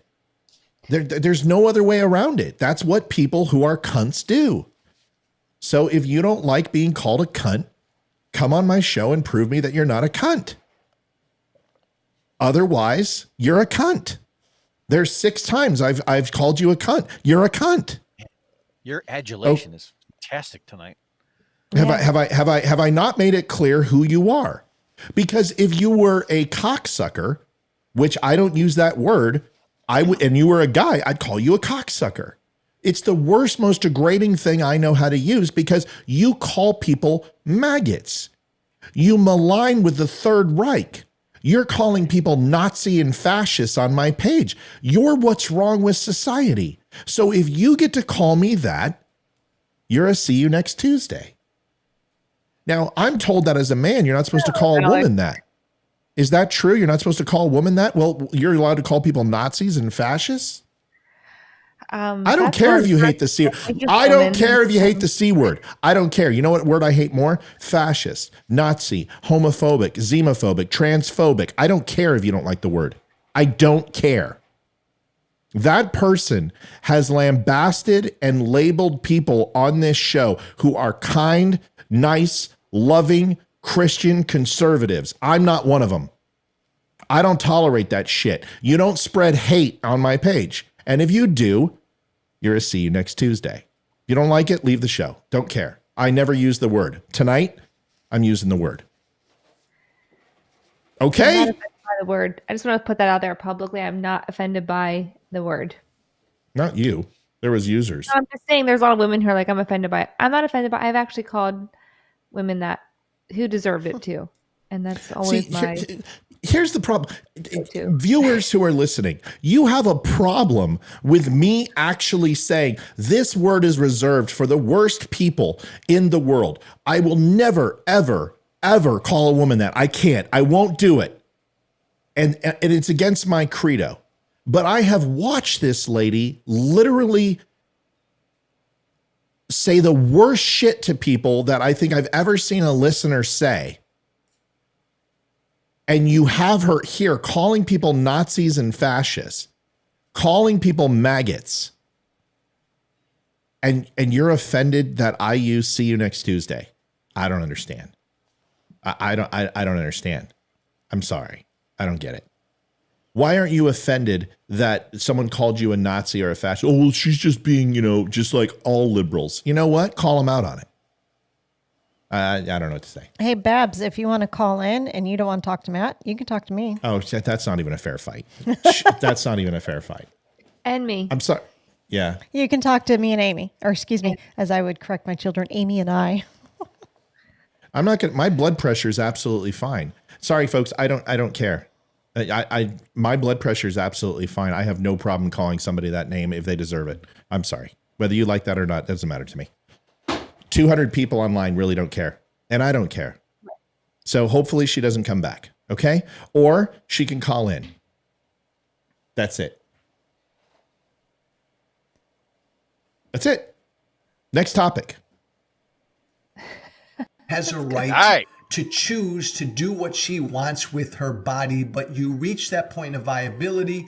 You reach that point where that separate life inside the woman's body can survive on its own. Most of the American.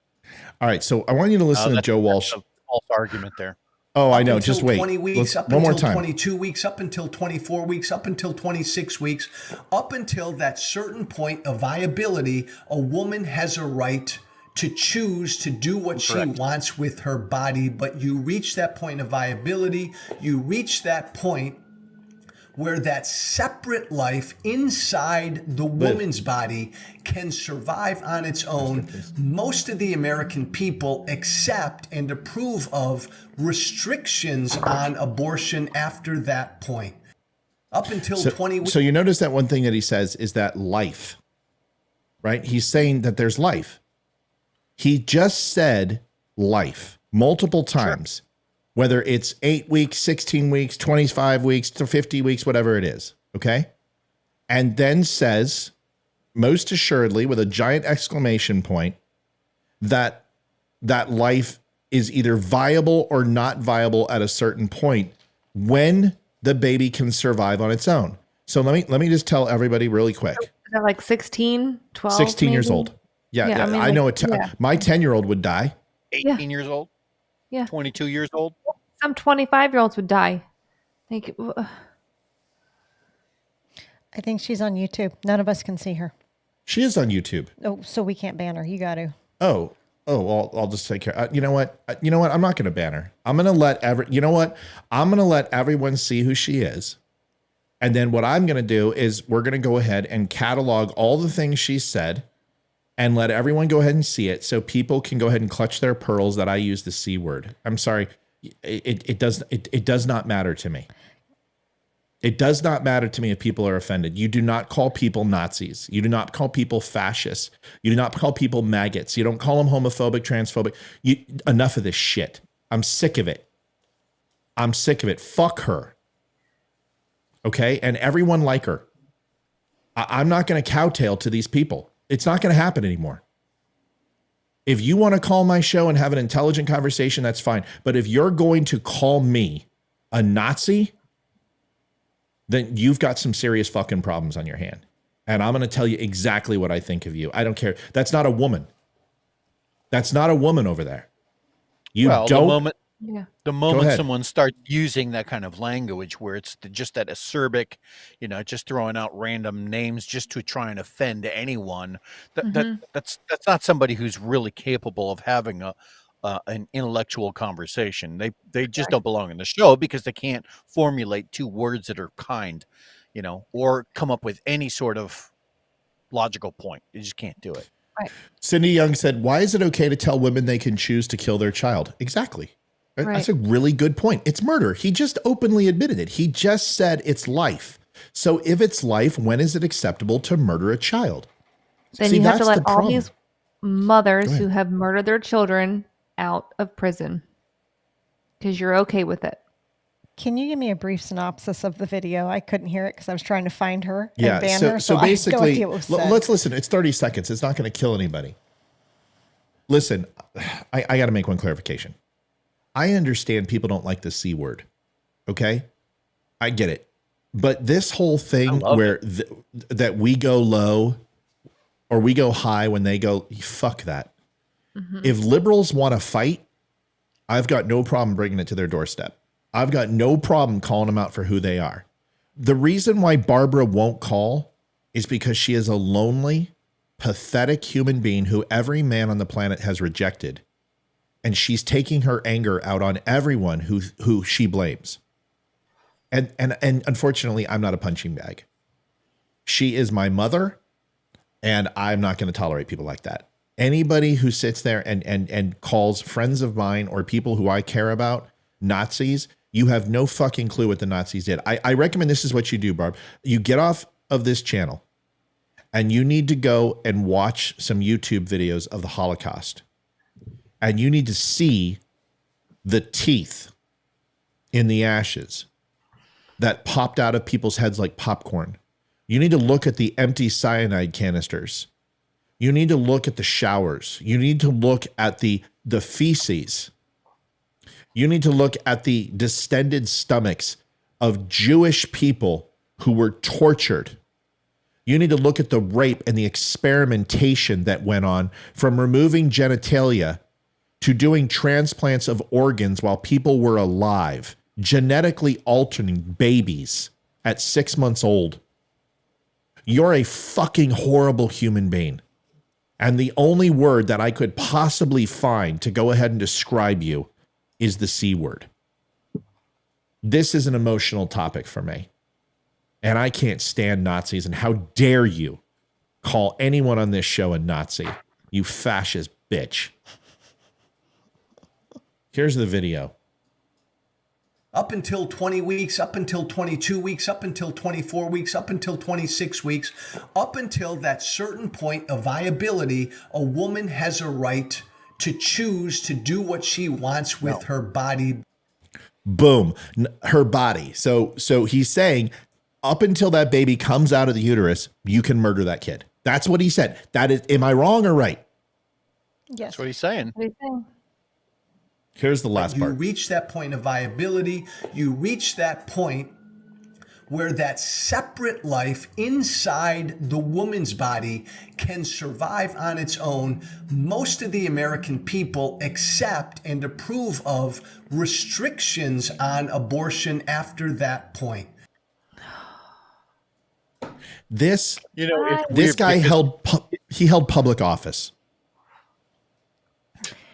I It's would just weird like to say that my son, who was born just a couple weeks early, he was still considered full term. I think he wasn't premature, but he was born a few weeks early. He could not have survived on his own. He needed medical intervention for the first over a month he was alive. We were in the hospital 24/7 for the first 6 weeks, I think, 6, 7 weeks of his life. So he couldn't survive without medical intervention. So were we just supposed to let him die? Like, I don't understand it. Are we like, this is, well, if you look at my son today, who is 9, who is the most beautiful, he truly is. If you know him, you will love him. He is the most beautiful young man ever. And I mean ever. He is kind, he's loving, he's more thoughtful than most adults, he's more genuine than most adults. He's a better human being than most adults. So I'm just like that man. Ooh. so my problem with what he's Hold, saying. Olivia wanted to say something. She hadn't had a chance. Go ahead, Liv. So a few years ago, I went with my sister to the, oh gosh, what was it? It was the like exhibit that comes through that the bodies Yeah, exhibit. the human body Yeah, exhibit. the human bodies exhibit. Love that one. And my sister and I went, and Hayden was only like 9 months old, so didn't take her, of course. But they had a fetus room, and they had all stages. They had from I think 4 weeks on, and they had a fetus at every single week. And if these were miscarriages that the women donated for science, but starting at like 10 weeks, I was a baby. I mean, you could clearly tell that it was, excuse me, a human baby. Need some water, babe? I got some. I just got tickle my throat. Go, slow down. It's not going to get any better. Take a sip of water. Hold on. This isn't going anywhere. So take your time. And you could clearly see that that was a baby. It had toes, it had fingers, it had a head, it had a body, it had arms and legs. And at 10 weeks, that baby's not going to survive outside of the womb. But it's clearly a baby. And I remember when I was pregnant with Hayden at 8 weeks, we had our first doctor's visit and we could hear her heartbeat. So at 8 weeks. So that baby is alive. And who's to say that baby can't feel pain? Because I know that with loud noises, Hayden would jump. Right. And so would Ethan. I know that Hayden was the hiccup queen in my stomach. She had hiccups like 20 times a day the last month of the pregnancy. And when she would start to squirm and move. And I would find her little butt and I would pat her butt and pat my tummy and she would calm down. And so I could calm her down when she was my tummy just by touching parts of my stomach where I thought she was. And she would calm down. And she would also calm down when I'd sing to her. So I think a baby is a baby at conception. I think it's murder no matter how long that fetus is in the stomach. I agree. I think it's, if anyone understands what it takes to rear and take care of a child, will tell you that a baby is completely helpless and unable to survive in any situation till at least, 7, 8 years old. And then, they're not going to the grocery store, not going to anything. Children are the most dependent of all the animal kingdom. They depend on their parents more than any other. And they're with us for a longer period of time. And if you put it in dog years or elephant years or whatever years, I mean, it's a lifetime. And they always need companionship. And we as people always need companionship. That's the way it works.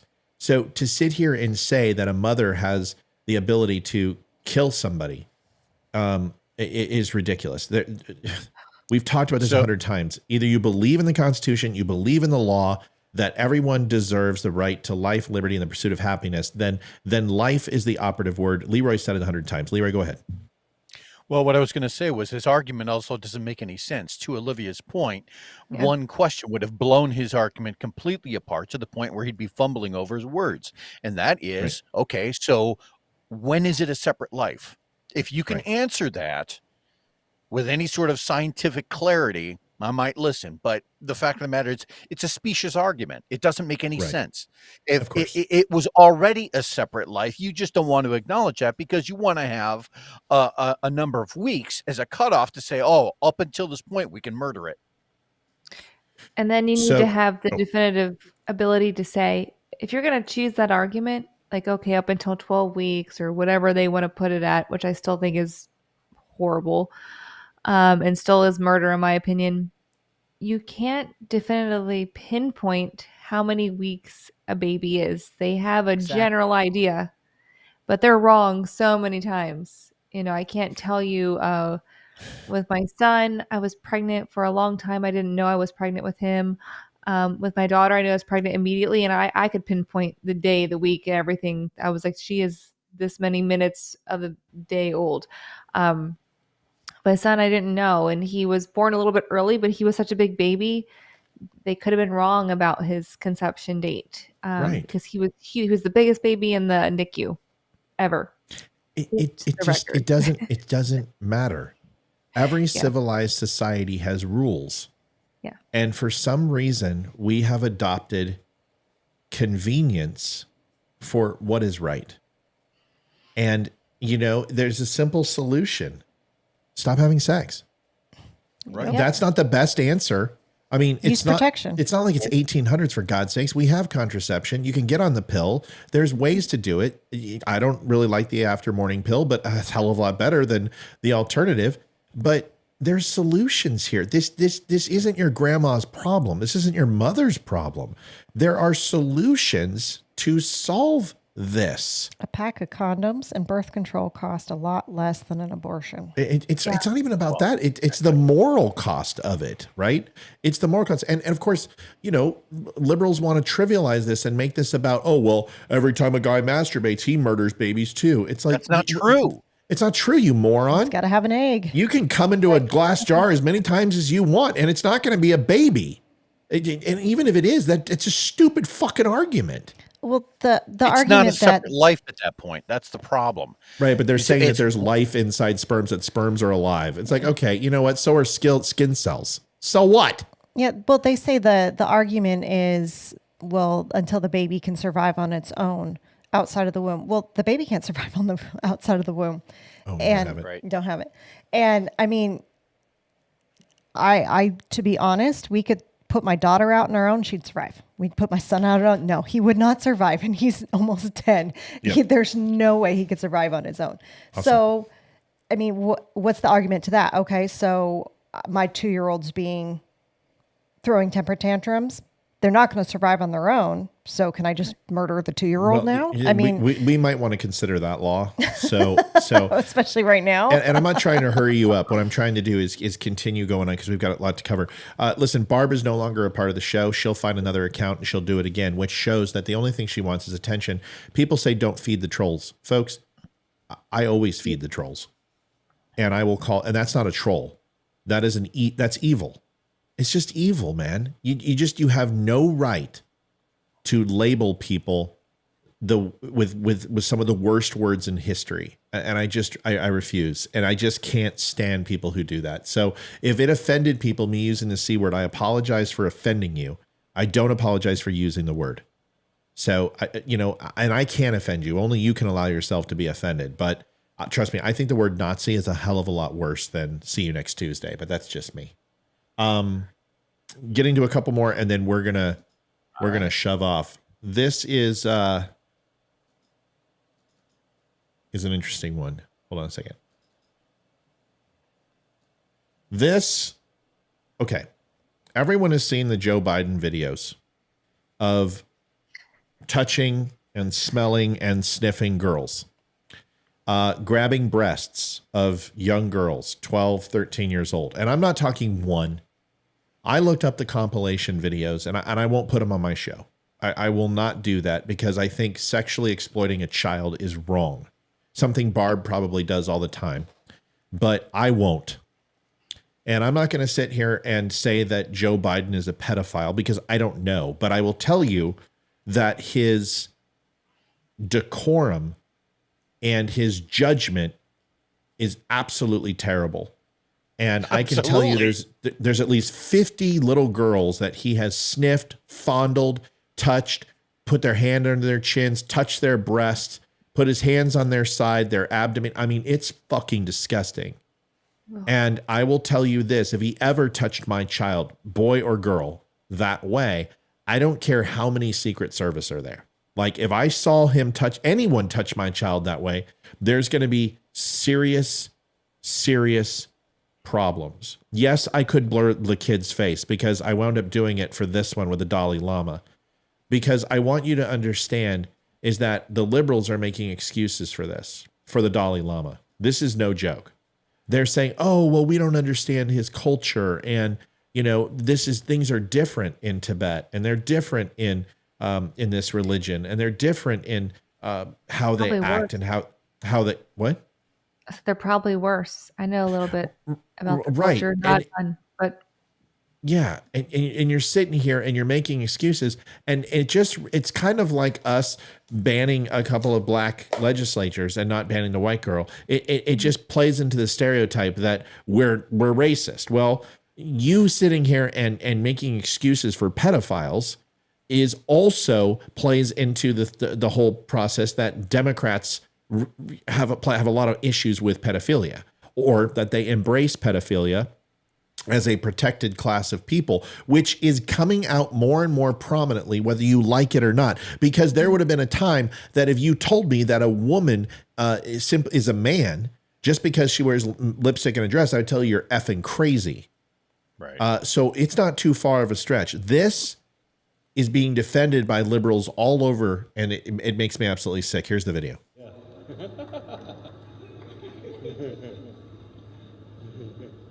Then I think finally here also.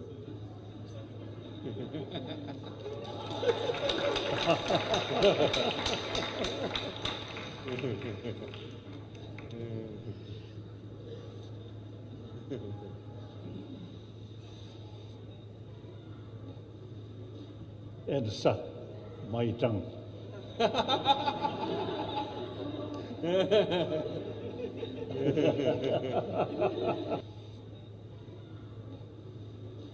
And suck. What the what? Okay. What exactly is the Dalai Lama? I don't even know. The reincarnation of. Go ahead, Amy. He's a spiritual leader of the Tibetan people, and these children are And groomed a creep. from. I'm sorry, what, Leroy? And a creep. Yeah, they are groomed. So they have like I think I could be wrong about the number, anywhere between like 15 and 20 children that are born into certain families that they feel could be the next Dalai Lama.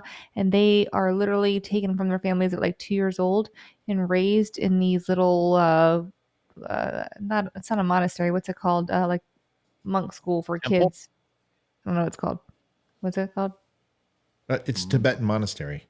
Yeah. Okay. So I guess it's anyway. So these kids are raised, and then they're picked out. So some of them will be on the track for potentially becoming the Dalai Lama, and then the other ones just become monks. The next one's usually chosen around the age of 5, and they are groomed from the age of 5 up until they or take until they're and there's more than one that's chosen, so it's like it could be 2 or it could be 3, and whichever the best candidate out of those. They don't get to see their family, they don't ever get to go home. They are basically they don't have any contact with their mother or father after that. That's it.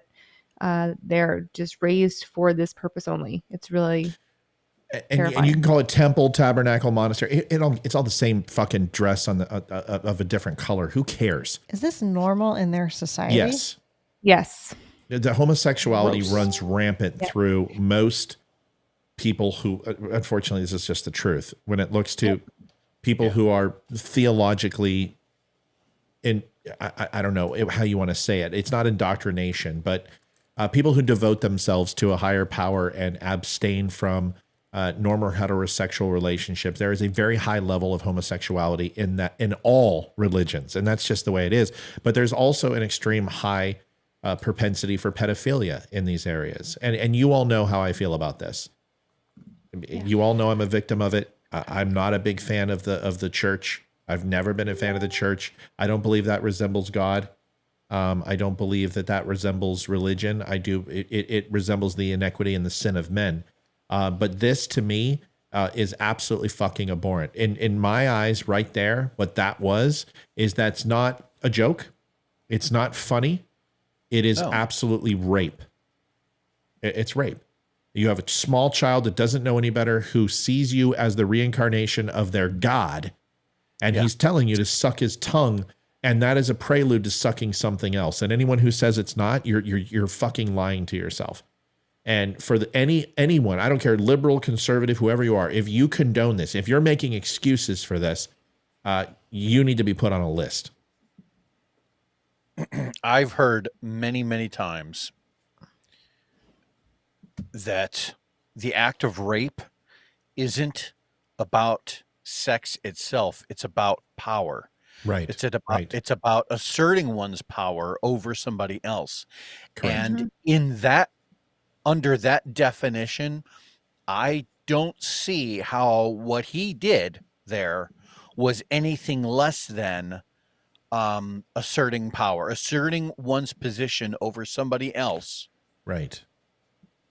Right. How is that any different than Joe Biden? I'm sorry. I'm going to say it. How is that any different than Joe Biden feeling children up, smelling women's hair? And everyone's going to say, oh, well, Donald Trump has some photos of him and Ivanka. Listen, that relationship is a little weird for me anyway.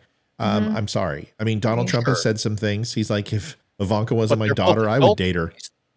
Yeah. I mean, but hey, Ivanka's hot. I'm not going to take that away from her, but you don't say that about your daughter. But whatever, I don't care. And then of course people make excuses. Well, Trump was just kidding. It's not the same thing. It's weird. Okay, it's weird, but I don't care. Billy Ray and Miley Cyrus weird. Right, billionaires are weird. The billionaires are weird. Okay, and so are leaders of people. And this is no different than Joe Biden physically touching children. And that's what it reminded me of. And the fact that they've buried it, the fact that they've hid it, and Donald Trump saying that his daughter's beautiful and that he would date her. It's something Donald Trump would say.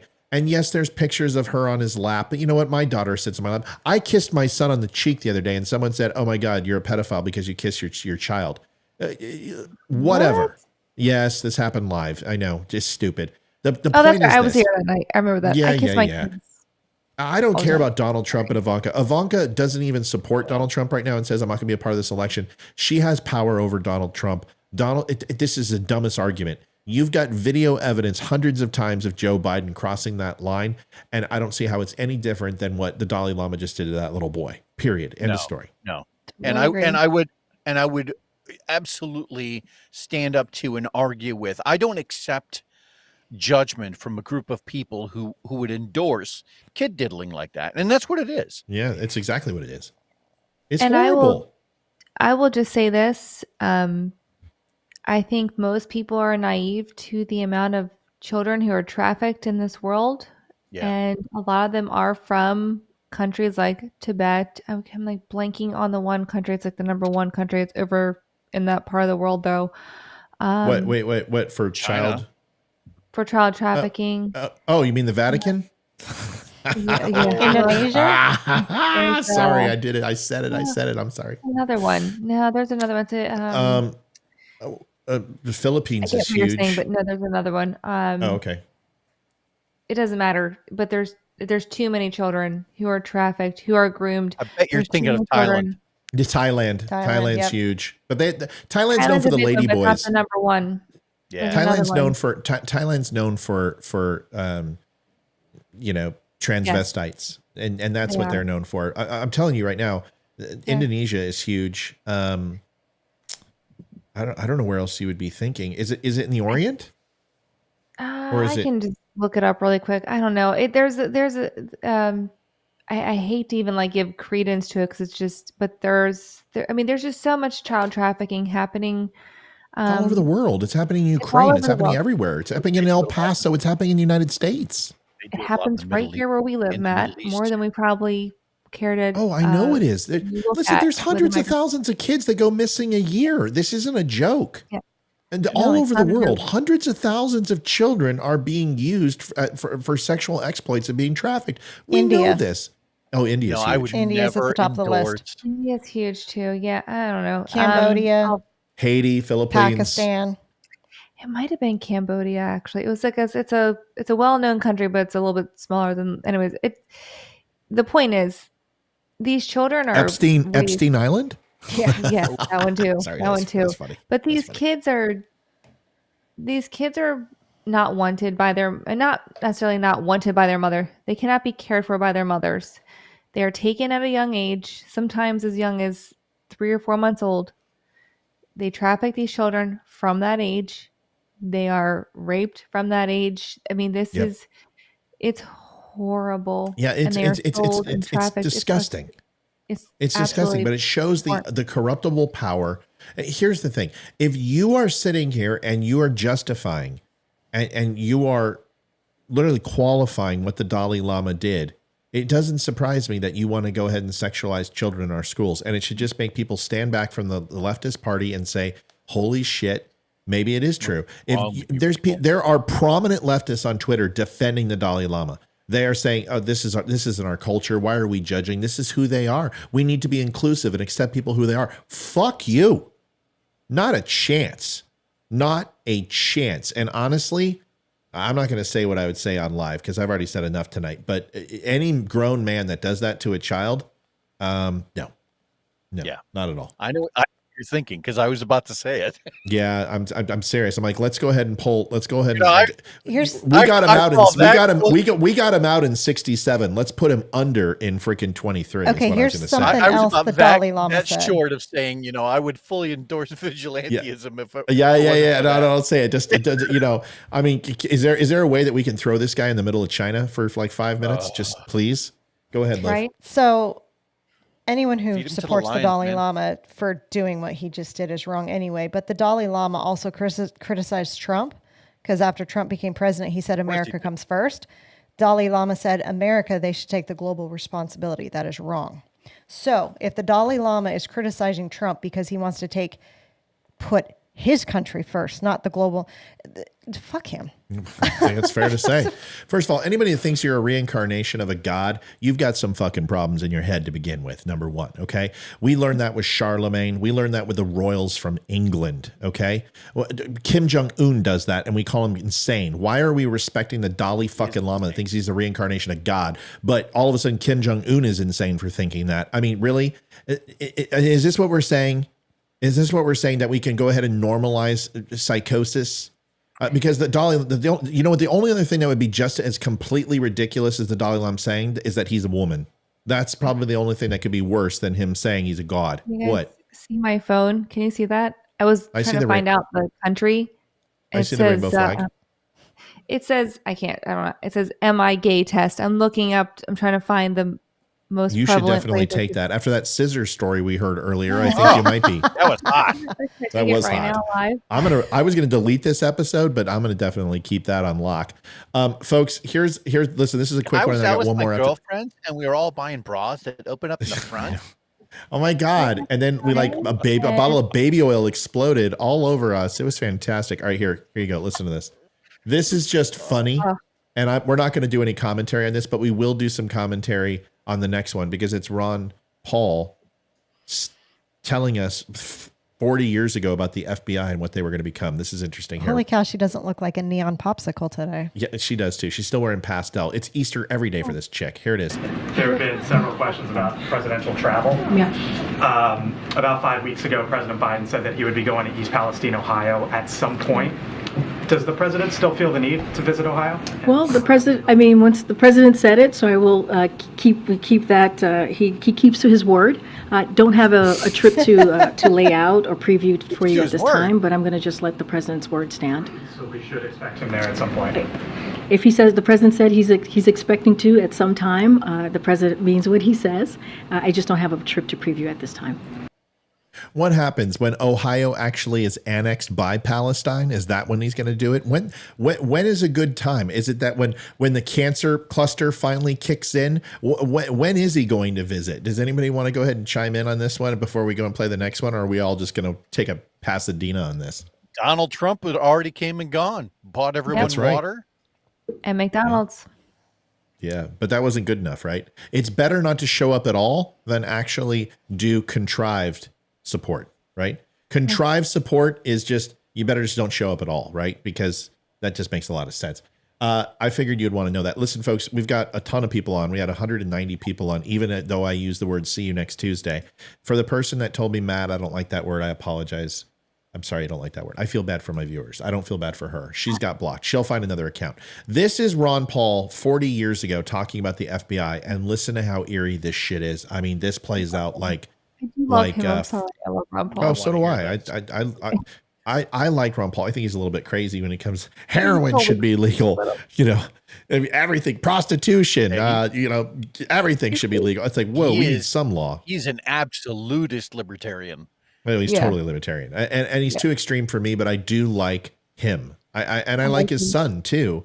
But this plays like a dystopian future. This plays like Fahrenheit 451 and 1984, and this is Animal Farm. This is insane. Read this. Basically an Orwellian nightmare. You know, most of our history we didn't have those institutions. The FBI came in during the First World War, and interestingly enough, the one thing that Woodrow Wilson did, he used the FBI to spy on American citizens and actually arrest them if they disagreed with his foreign policy about going to war in Europe. And isn't it interesting how recent they used it in the Vietnam era? Democrats used it there. Republicans used the FBI to spy on 100 different groups in this country, including the churches, who disagree with the policy in Central America. It almost looks like the FBI was designed to spy on Americans who might be disagreeing with policy, especially the foreign policy. So the FBI, although I don't think I could condemn everything they've ever done, because I'm sure some of the investigations and investigation of crime has been beneficial, but that could be accomplished through Justice Department within our states. We wouldn't reject that portion of it. But I think the FBI has kept and continues to keep a lot of records on a lot of individuals. The CIA has only been here since 1947. Their record is lousy. I mean, just think of the CIA used by the Democratic administration to. So, you know, talk about some foreshadowing. We have a comment from a viewer that Olivia immediately pointed out that she wanted to go ahead and flag. Go ahead, Liv. So, first of all, Joe Thank Sparkman. you. Thank you for this. I would like to invite you to call the show. Yep. So we can discuss your comment verbally as opposed to via chat. So you can actually get your point across instead of being just a complete asshole. So what did he say? And how much of the money you're making talking about going to fighting it? Legit question. I truly hope you're not just a talking head pointing out all the problems we know are there. If you are, you're part of the problem. Fuck you, Joe. Well, hold on. We can't. Holy shit! Slow down.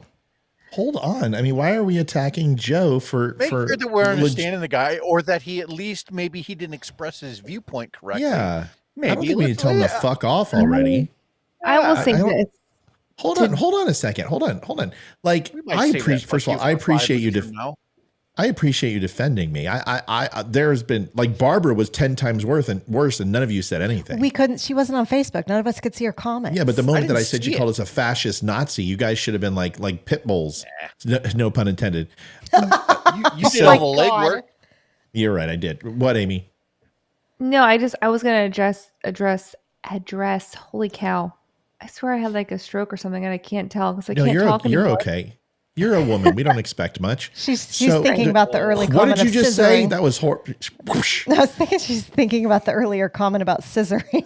I think she's flustered. She's like, oh, I'm verklempt. Holy shnikey. All right. So do you want to answer Joe? Yeah. Oh, I wanted to just say to Joe, on like a very superficial level, there's a ton of issues I think we are all passionate about on this show in particular. And we don't make enough money to make a dent in donating to every cause that we have passion about and that we would like to see change. And that's why we do this show, is to bring awareness to others who may say, I didn't know about that. Maybe I can do something, because we are only 3 people. We all have other jobs and other we have families, we have other things going on, and we all do give back in our own way to things that are truly important to our souls. And we can't do it all. And that's why we are here to bring awareness to other people. So I hope that you can take some, money or whatever, time or whatever resources you can donate. Make some to donations. What you're passionate about.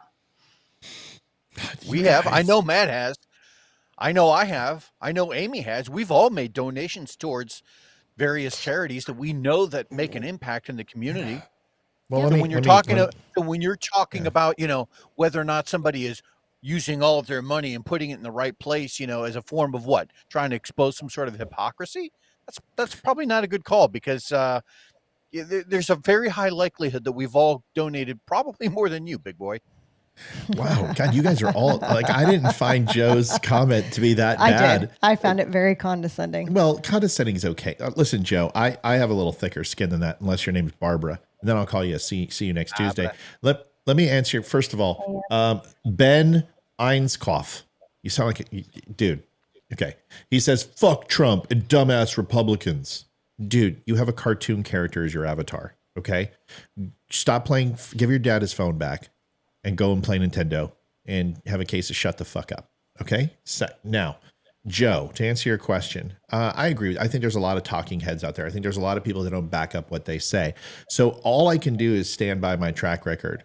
First of all, you made some accusations there that you have no idea about. You don't know what my income is, and you have no idea how much money I make. So you assumed I make a lot of money. Does that change things? Because we live in a capitalistic society, and I happen to believe in capitalism. I believe in our country. I believe in our form of government. I believe who we are as Americans. So although there might be some problems with our country, I believe in the inherent good of our country. So me making money should not go ahead and bother you. It actually should encourage you that I'm smart enough to stand on my own 2 feet and make money.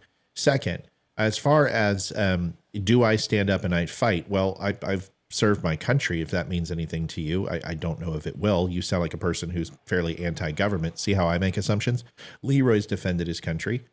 So if that's the fight you're talking about, if it's standing up for people and people who can't fight for themselves, I've also done that. And whether it's my service to the police departments or teaching officers how to shoot or defending civilians or standing up for the rights of people who I've seen, I'm not Captain America, but I do the best that I can. As far as the third thing about, or my friends, or the third thing, do I give back? Well, I've raised $2.75 million in my career working with 501c3s for veterans charity groups. I've worked with 3,000 different charity groups. My last 2 jobs were both working with companies that had 501c3s and their charitable contributions. I've spent over 3,000 hours consoling and working and talking with veterans. I've helped almost 1,000 veterans with Veteran Crisis Hotline and giving them the support they need for PTS, anxiety, TBIs, and such. Let's see. I like small poodles. I enjoy long walks on the beach and tofu.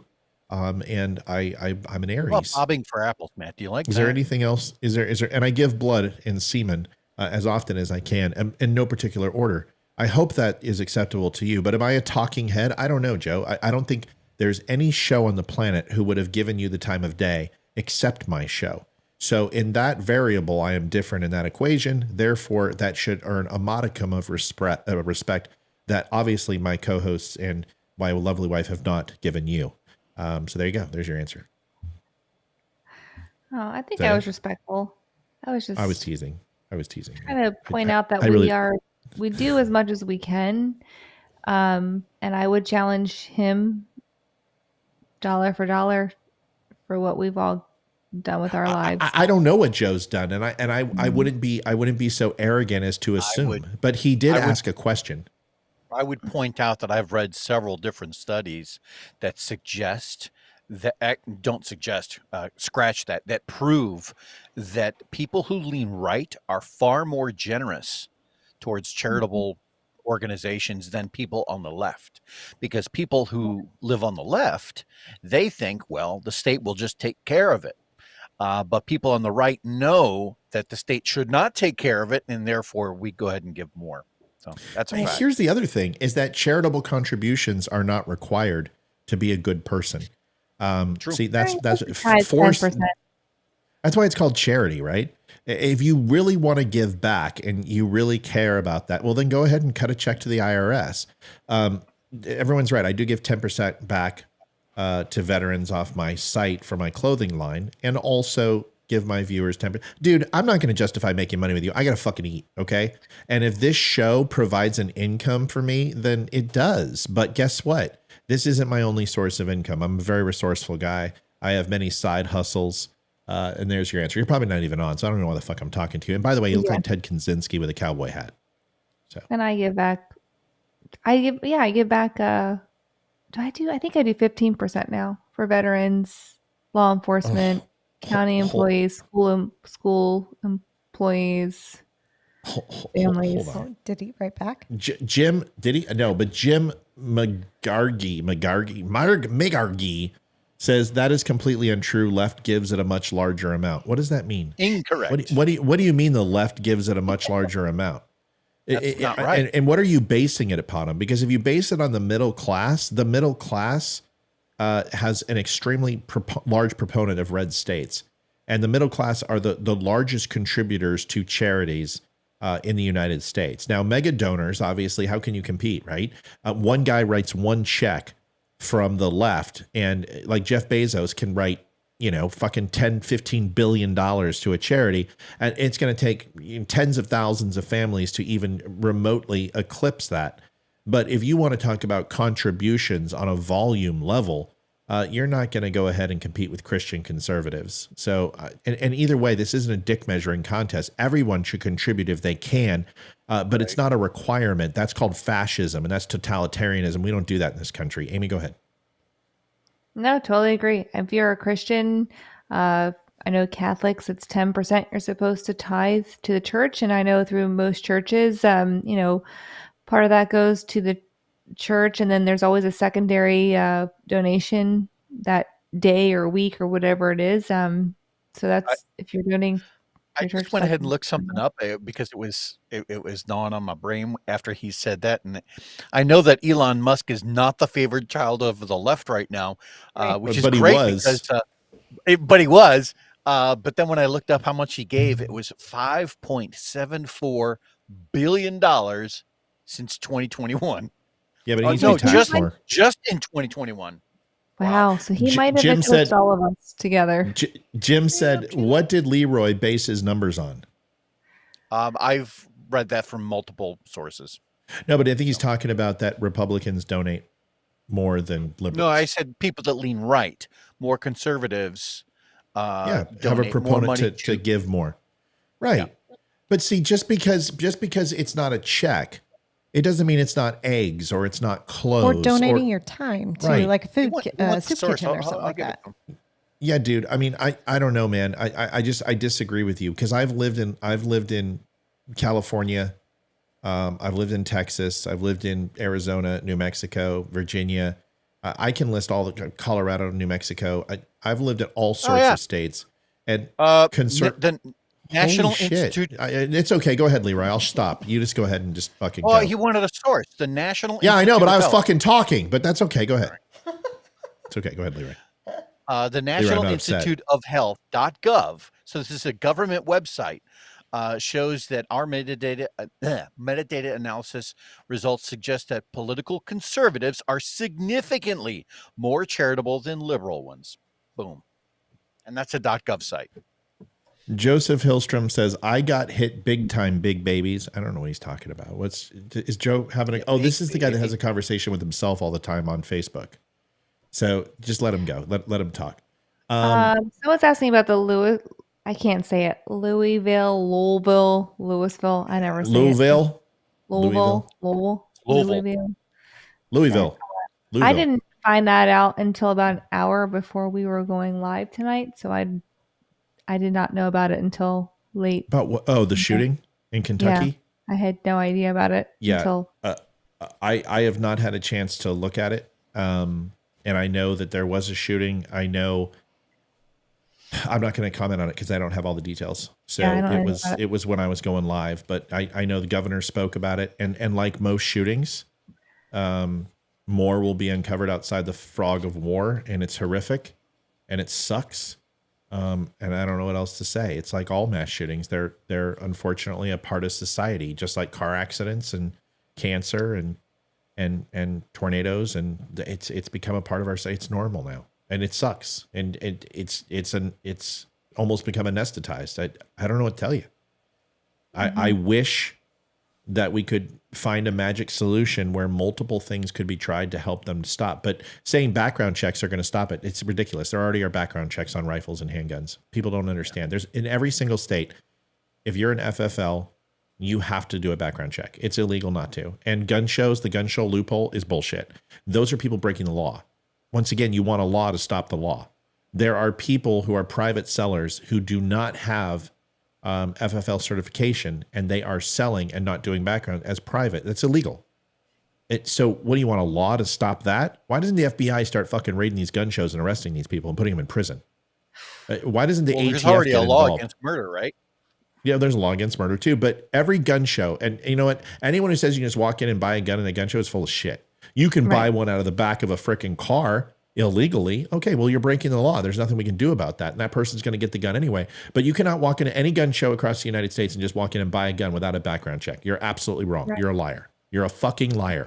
Because I'll tell you how many guns I've bought at a gun show. You tell me how many you've bought, and I'm telling you, you're full of shit. And I've bought a gun at a background check in at least at a gun show at least 7 times in 7 different states. So you're full of crap.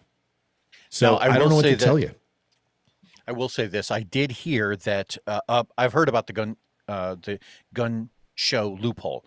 The problem with that is that if you happen to be a CCW, right, in the state of Ohio, and this is all I'm going to address, in the state of Ohio, if you have a CCW, and you let's say you were at the gun show and you're like, oh, I want to buy that, but that's too much, and maybe some back alley deal can be done, right? If the guy knows that you have a CCW, then he already knows that you've already passed the background check through the state of Ohio, and they can sell a private purchase literally out of the back of a car, and it's totally legal.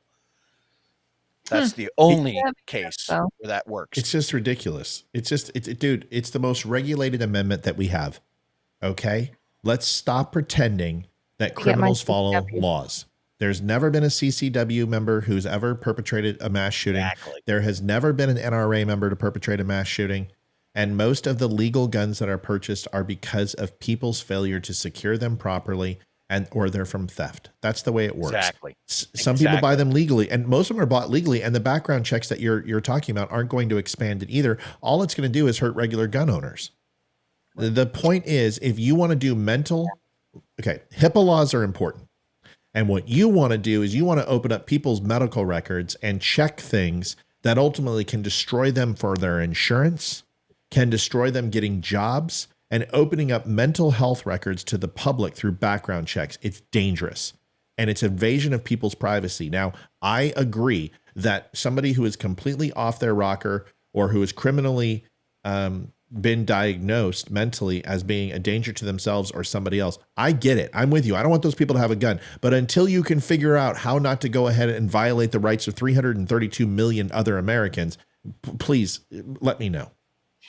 Yeah, I have a generalization idea on that, but I think if you have a criminal history, especially if it's a violent one like assault and battery, a weapons charge, something along those lines where you've shown that you've had a weapons charged against you and you have committed a criminal act against someone, I think you should not be allowed to own guns. Yet you are allowed to own guns, at least here in Virginia. Joseph is being sarcastic. Sorry. So, Amy, say it again real quick. I was unclear on your point.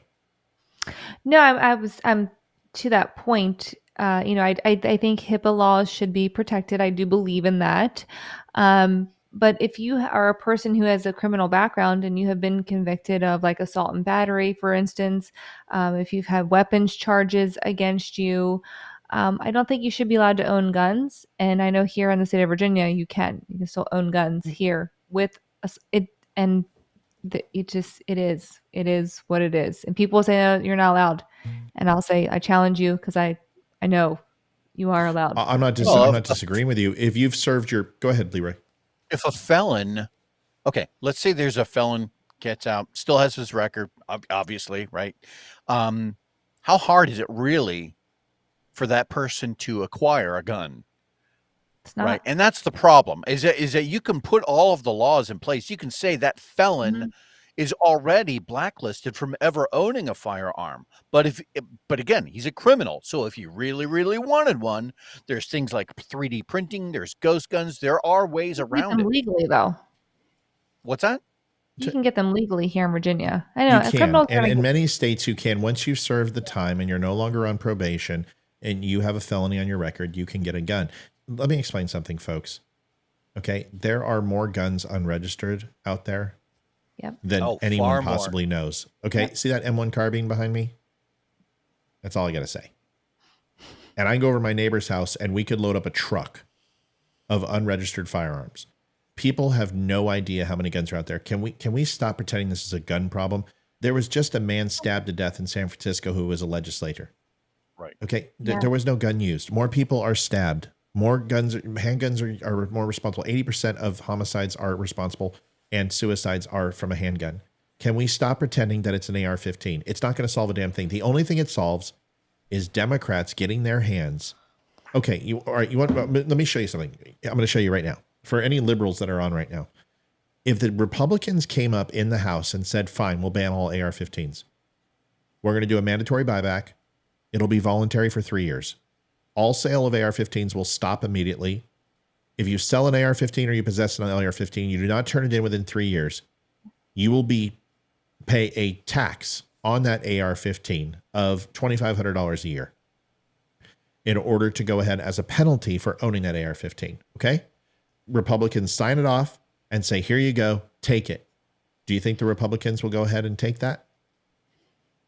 Or the Democrats? Do you think the Democrats would sign that piece of legislation? No, they want everything. No. They don't want the AR-15. They want one semi-automatic weapon, rifle, and then they're going to come after everything. That's what they want. They don't want one gun. They want them all. They want to live in this fucking utopian future that even shotguns, folks, they don't want any guns. Move to England. Yeah. They don't. Republicans could put that piece of legislation through and it would not pass because here's the one stipulation on that bill. It would say you can have the AR-15, but no other semi-automatic weapons can be banned for 25 years. And the Democrats would not sign it. They would refuse. Just like they refused DACA and when he wanted to allow 1.5 million illegals to have citizenship, and Trump gave them that and gave them everything they wanted. And they said no, because it's not going to be a political issue. They don't want to solve the problem. It gets them votes. How many times do I have to tell you people? Right. They don't want to solve the abortion issue. They don't want to solve the gun issue. They don't want to solve immigration. They don't want to solve the drug issue. It's money, power, votes. The Democrats don't want to solve this problem. Because we have proposed legislation. We just gave them a fucking gun bill. We just signed a bill. Bipartisan, went through the House and the Senate. Joe Biden just passed it through. How come there's still mass shootings? Because they want more now. They want more. And it will continue to be more. We gave them bump stocks. We gave them limited capacity magazines in California. We gave them flashers. We gave them folding stocks. We have given them they want it all. And Democrats, we're not trying to go ahead and grab your guns. Yes, you are. Stop bullshitting us. That's why you won't ever fucking accept anything. And when we do pass legislation, you want more. They want more. So you don't give them anything. You tell them to fuck off. And we keep the AR-15 because it's not going anywhere. We're keeping it. And we're never giving it up. People are like, oh yeah, we'll wait till the ATF comes to your door and they bang it down. I may not get a gunfight, but I'm going to get a lawyer. And I'm going to get 10,000 other people to join me. You're trying to tell me the ATF, which has a set number of agents. Yeah. Right. And it's not that many. They're going to, They're going to go door to door to 330 million Americans' households? 450 million guns in the United States. And you think you're going to find them all? Yeah. You think they're going to find the ones that I have? Yeah. Well, bring 98,000. Do the math. Liv, can you do the math? Please do 450 million divided by 150,000, we'll say. We'll put the ATF and the IRS together. 150,000. Divided by 150,000? Yeah. 450 million. Listen to this. How many? No, I already did it. I already know the numbers of 450. Yeah, I already know the ATF and the IRS. Divided by 150. Listen to this, folks. 3,000. Each agent would have to confiscate 3,000 guns. That's not challenge accepted because they don't care. Good luck. Let me know how that works. Let me know how that works out. All right. Amy, you get your last minute. I was just going to say, last minute. Well, I hope everyone had a nice Easter. My family certainly did. Easter Vigil was amazing as always at church for us. So it was a nice Easter. I don't know. It's been a long weekend. It's our spring break this week, so I was going to tell you, Matt, that I won't be here on Friday because we're going to be in Florida. So. Didn't you just tell me that you're going to be here every Friday and Monday? I'm just kidding. Friday's going to be interesting because count me in for every Monday and Friday at 8 p.m. I'll be here at 7:45 to check in. Except for this Friday coming up, I'll be in Florida. Roger that. Well, we love you. Get out of here. Thanks for coming on tonight, and we'll see you soon, Ames. See you, buddy. Leroy, go. You got your minute. All right. Well, we covered a lot today, and we covered the Dalai Lama. We covered. I had some other notes of stuff that I was gonna see you next Tuesday. See you next Tuesday. As a word people don't like. We covered abortion. We covered gun laws. There's a lot that went into today's show. Just remember, folks. Anybody who is trying to assert control over you and guide your life better than is because they think they can do it better than you, that's someone who believes in authoritarianism. That's someone who says you don't need an AR-15 or just any one of a number of topics. If they're trying to tell you how to live your life, just tell them to piss off. That's it. Yep. Well, that was well said. That was wonderful. Olivia? Thank y'all for watching. Just heads up, Friday we're going to be on just a tad late. Hayden's play is on Friday and it starts at 7. So we'll be over till 8:30 and then so if we go on Friday, we'll be on. It's going to be late. You might be doing that one solo. Yeah. Well, that's okay. Usually when I'm in the doghouse. No, it's my mom's going to be in town. We'll figure it out. We'll figure it out. Listen, we may not be on Friday. Amy, Leroy, I love you both. Thank you. I'll wrap it up. You guys get out of here. I want to talk to the audience for a few, and we love you guys. Thanks for being on as always. You guys are awesome. Bye, Ames. Bye, Leroy. See you too. Good night, guys. Love you all. Good night. Good night. Bye-bye. Holy Leroy, full service. Holy crap. He was very zoomed in. All right. So I want to clarify. Are you with me there? Yes, sister? I'm here. Lee Houston keeps saying Dave Rubin is awesome. Lee, if you think he's that awesome, I'll listen to him. I I don't like the Young Turks. I didn't like him when he was with TYT. I've heard a few things from him, and I feel like he lets other people lead the conversation. I thought Larry Elder just kicked him around the planet. I just haven't been impressed. But if you say he's good, I'll listen to him. I went back and listened to Glenn Beck after his doomsday sermons every frickin' day in 2014. So I'll go listen to Rubin. I didn't say I don't like him. I just said I'm not impressed with him. I don't appreciate somebody who just abandons their morals. I don't know. It's whatever. So I'll go listen to Rubin there. Okay. Stop saying it, Lee. For the love of God, we got it. You like that guy, whatever. I'll listen to him. But if I don't like him, I don't want to hear it. It's just my personal opinion. I don't like the guy. He has not impressed me much. I Shania Twained him. I want to talk about real quick using foul language on the show. Leroy always tells me, it's like, God, we need to get more liberals on here. So Matt, maybe you should stop trying to kill people online and making them scared. I want everyone to just real quick reflect back on Barbara Ingro. I never said Lee didn't have good points. Okay, can we stop? Lee, thank you, Lee. Do we have like a do we have like a Hail Lee sound? Something a little Dalai Lama and Popish? That's That's about it. I've known Lee for longer than all of you. I understand. Lee has great points. That's why he's a moderator and he's a close friend and I like him. Okay. Now shut the fuck up, Lee. All right. So now that we can say that, I want to go back to Barbara Ingro. I have given her the utmost respect. Plenty of shows. She's probably been on now. What do you think, Liv? 5, 6 shows? Most of the shows I've been on. So about a couple of weeks, 3 weeks. And I want to be really clear. I have given her as much. Laura Moxley says, you. I don't know what that means. I don't know what that means. What the hell's in her hand? Hold on a second. This is more fun. What is she got? She's got to be on YouTube or some other channel because I don't. She's on Facebook. Why do people keep saying that? Because I can't see it. Well, the chat doesn't work that way. She has blue hair, and this thing will not stop expanding. Okay, hold on a second. Hold on. I just want to see what this picture is. God bless America. All right, you know what? We're not going to see the picture. Looks like she's holding a spoon with mashed potatoes on it or some shit. I don't know. I don't know what's going on. Anyway, whatever. Who cares? She has said some. So here's the thing. I gave Barbara every chance to come on the show. I gave every chance for Barbara to kind of atone for her comments. I gave Barbara every chance. No, yeah, maybe her friend did take her phone.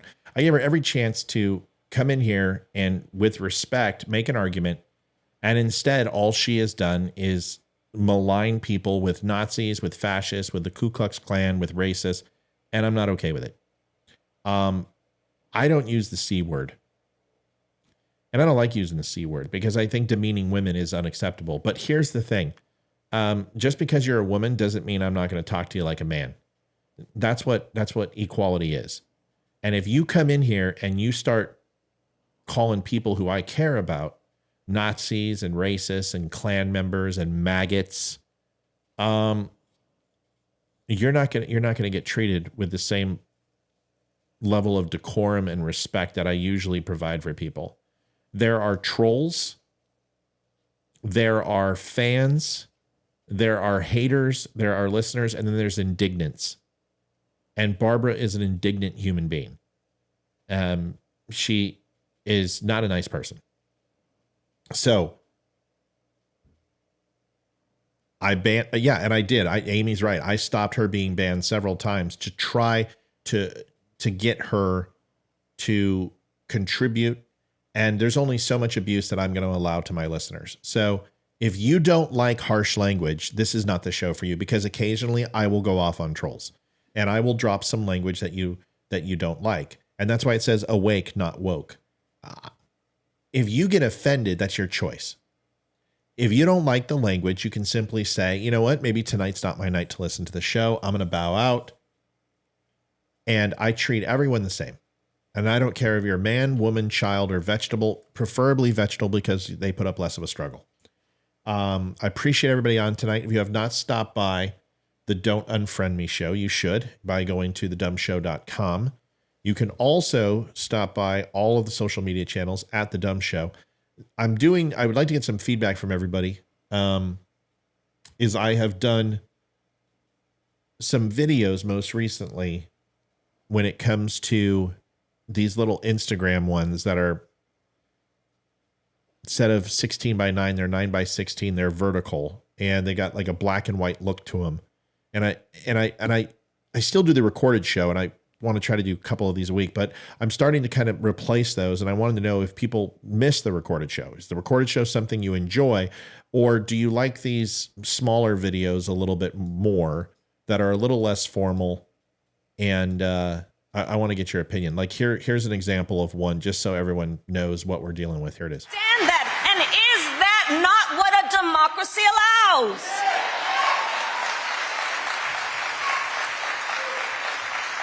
A democracy says you don't silence the people. You do not stifle the people. You don't turn off their microphones when they... Whoops. Hold on. Stand that, and is that not what a democracy...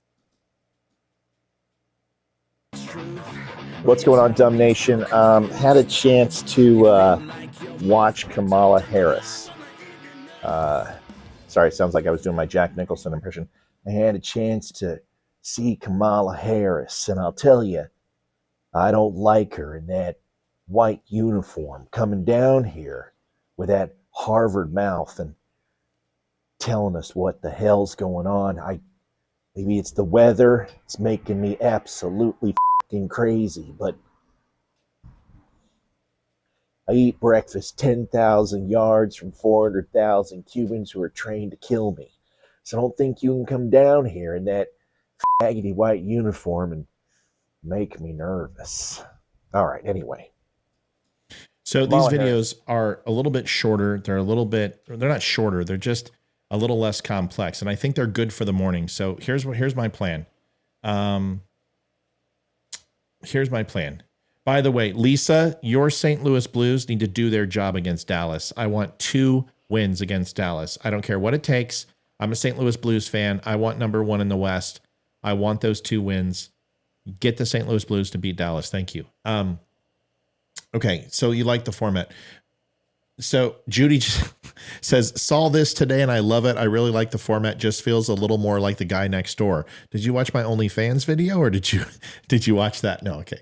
So I'm going to start doing this. I'm going to start doing those videos in the morning and then I'll do a recorded show in the evening or at night. And I'll try to keep them maybe a little less frequent on the recorded show because they're a lot of work. So folks, that's it. That's all I got. Stop by the Don't Unfriend Me store. God bless, Olivia. Thank you for being on. I love you. You're amazing. And folks, we will see you tomorrow with a recorded show and a morning show as well. Have a good evening. Take care of each other. And thank you for watching as always. Good. Oh, it's not going to play. I'm David Boreanaz with the Cast the SEAL team. And we have an important message for returning vets. We want you to know if you're struggling to cope, there's help and it's just a phone call away. Thanks, Tammy. Be good. The Veterans good. Crisis Line is staffed with experienced professionals who know your struggles. There's no greater sacrifice than service to our country. We're able to enjoy our freedoms because of it. Your service is important. You are important. For vets and their families, the Veterans Crisis Line is here to help 24 hours a day. Please call. All right, we'll see. See, it did it. It didn't do it. I knew it was going to do it. It never does it. Hold on. Now I got to find it. Y'all. I got to find it. Son of a gun. You know, but that's okay. Once I put it in, it'll be fine. Let's see. Oh, bifocals. There. Okay. These aren't bifocals, right? They're, what are they called? What do you call these things? I think they're bifocals, and then you need to put. They're not bifocals. They're I don't progressive know. lenses or some stuff. I don't know. Don't make me sound old. I'm old. I'm blind as a bat. I can't see nothing. Oh, you can see much better than me. Yeah, but I can't freaking see even with my contacts in. well, that's a good thing because I get to look at you, sweetie, and without that, I wouldn't be a happy man. Holy shit. Can you believe I said that?